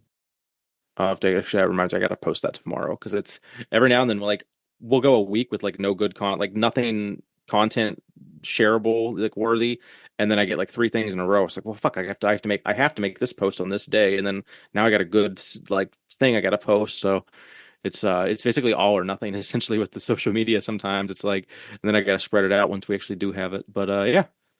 Affiliate links if you want to help us out: Obsidian Ammonia, Barbell Rescue, Plate Snacks, Home Gym Con, all those. Use code unpaid, save a little bit of money. And on Instagram, we are Unpaid and Underrated Podcast. We have a website. We are unpaidinternpodcast.com. We've got a YouTube. Please go follow that and give us some comments. And Big Katie, where are they going to find you at? Instagram, KTGene at 3127. Same with the Discord. Well, what about the TikTok? That's the more important. TikTok, from what we've learned, TikTok is. I literally tried to look up the TikTok video where we were talking, and I typed in like KT Gene, and then I typed in Katie Stensland, and I didn't see shit. Nothing? Oh, gosh, what did I do it as? I don't know. Oh, yeah, KT Gene 3127. Oh, okay, yeah. Maybe I spelled something wrong. I don't know. I know it's not Katie, like spelled out Katie. It's just a K and a T, and then Gene. I mean, as everyone knows, I am pretty prone to typos and not been knowing how to spell a lot of shit. So that is a thing. I misspell like crazy. So, Big Joey, where you at, buddy? I am at Joey_Molesco, MLECZKO. Just got the notification right now. Big Nate Mo also received his unpaid and underrated banner that he got printed at Plate Snacks. He did. Yeah, it's pretty amazing that you guys are even doing that kind of thing. It's so wild that you guys would be interested in our merchandise. I dig it. Yeah. Just imagining we would ever be there is kind of weird. Like, it's just kind of weird. I love seeing it hanging in our home. Like, we're like some of our good buddies. We just see it on their Instagram. Like, well, that's our podcast. It's like, us. Like, I get it. I get that it's the crew cast, etc. But like, if that's a year, it's over a year worth of like effort from Joey and Nate and I of like, so that's cool to see that hanging up in people's like houses. Like, we really appreciate seeing that. No, it really is. And what's next? Like shirts? Like who would buy that? Nobody would buy that. I'm not putting the effort into that. Like, fuck that. Fuck that. You guys. I need to do a run. Yep. Yeah, don't find me on Facebook. And don't find me on TikTok. You post more on Facebook than I do. Every time I open up my feed, there's a Joey post. In 5 days I've posted 4 times. Like, there's no way. God, I hate it. I'm so close to deleting it again. It's all All good. right. How about you, Keith? On Instagram, KeithHoneycutt73. Go follow my Orange Gym, the No Wine Cellar. And I guess that's it. We'll see you next Tuesday.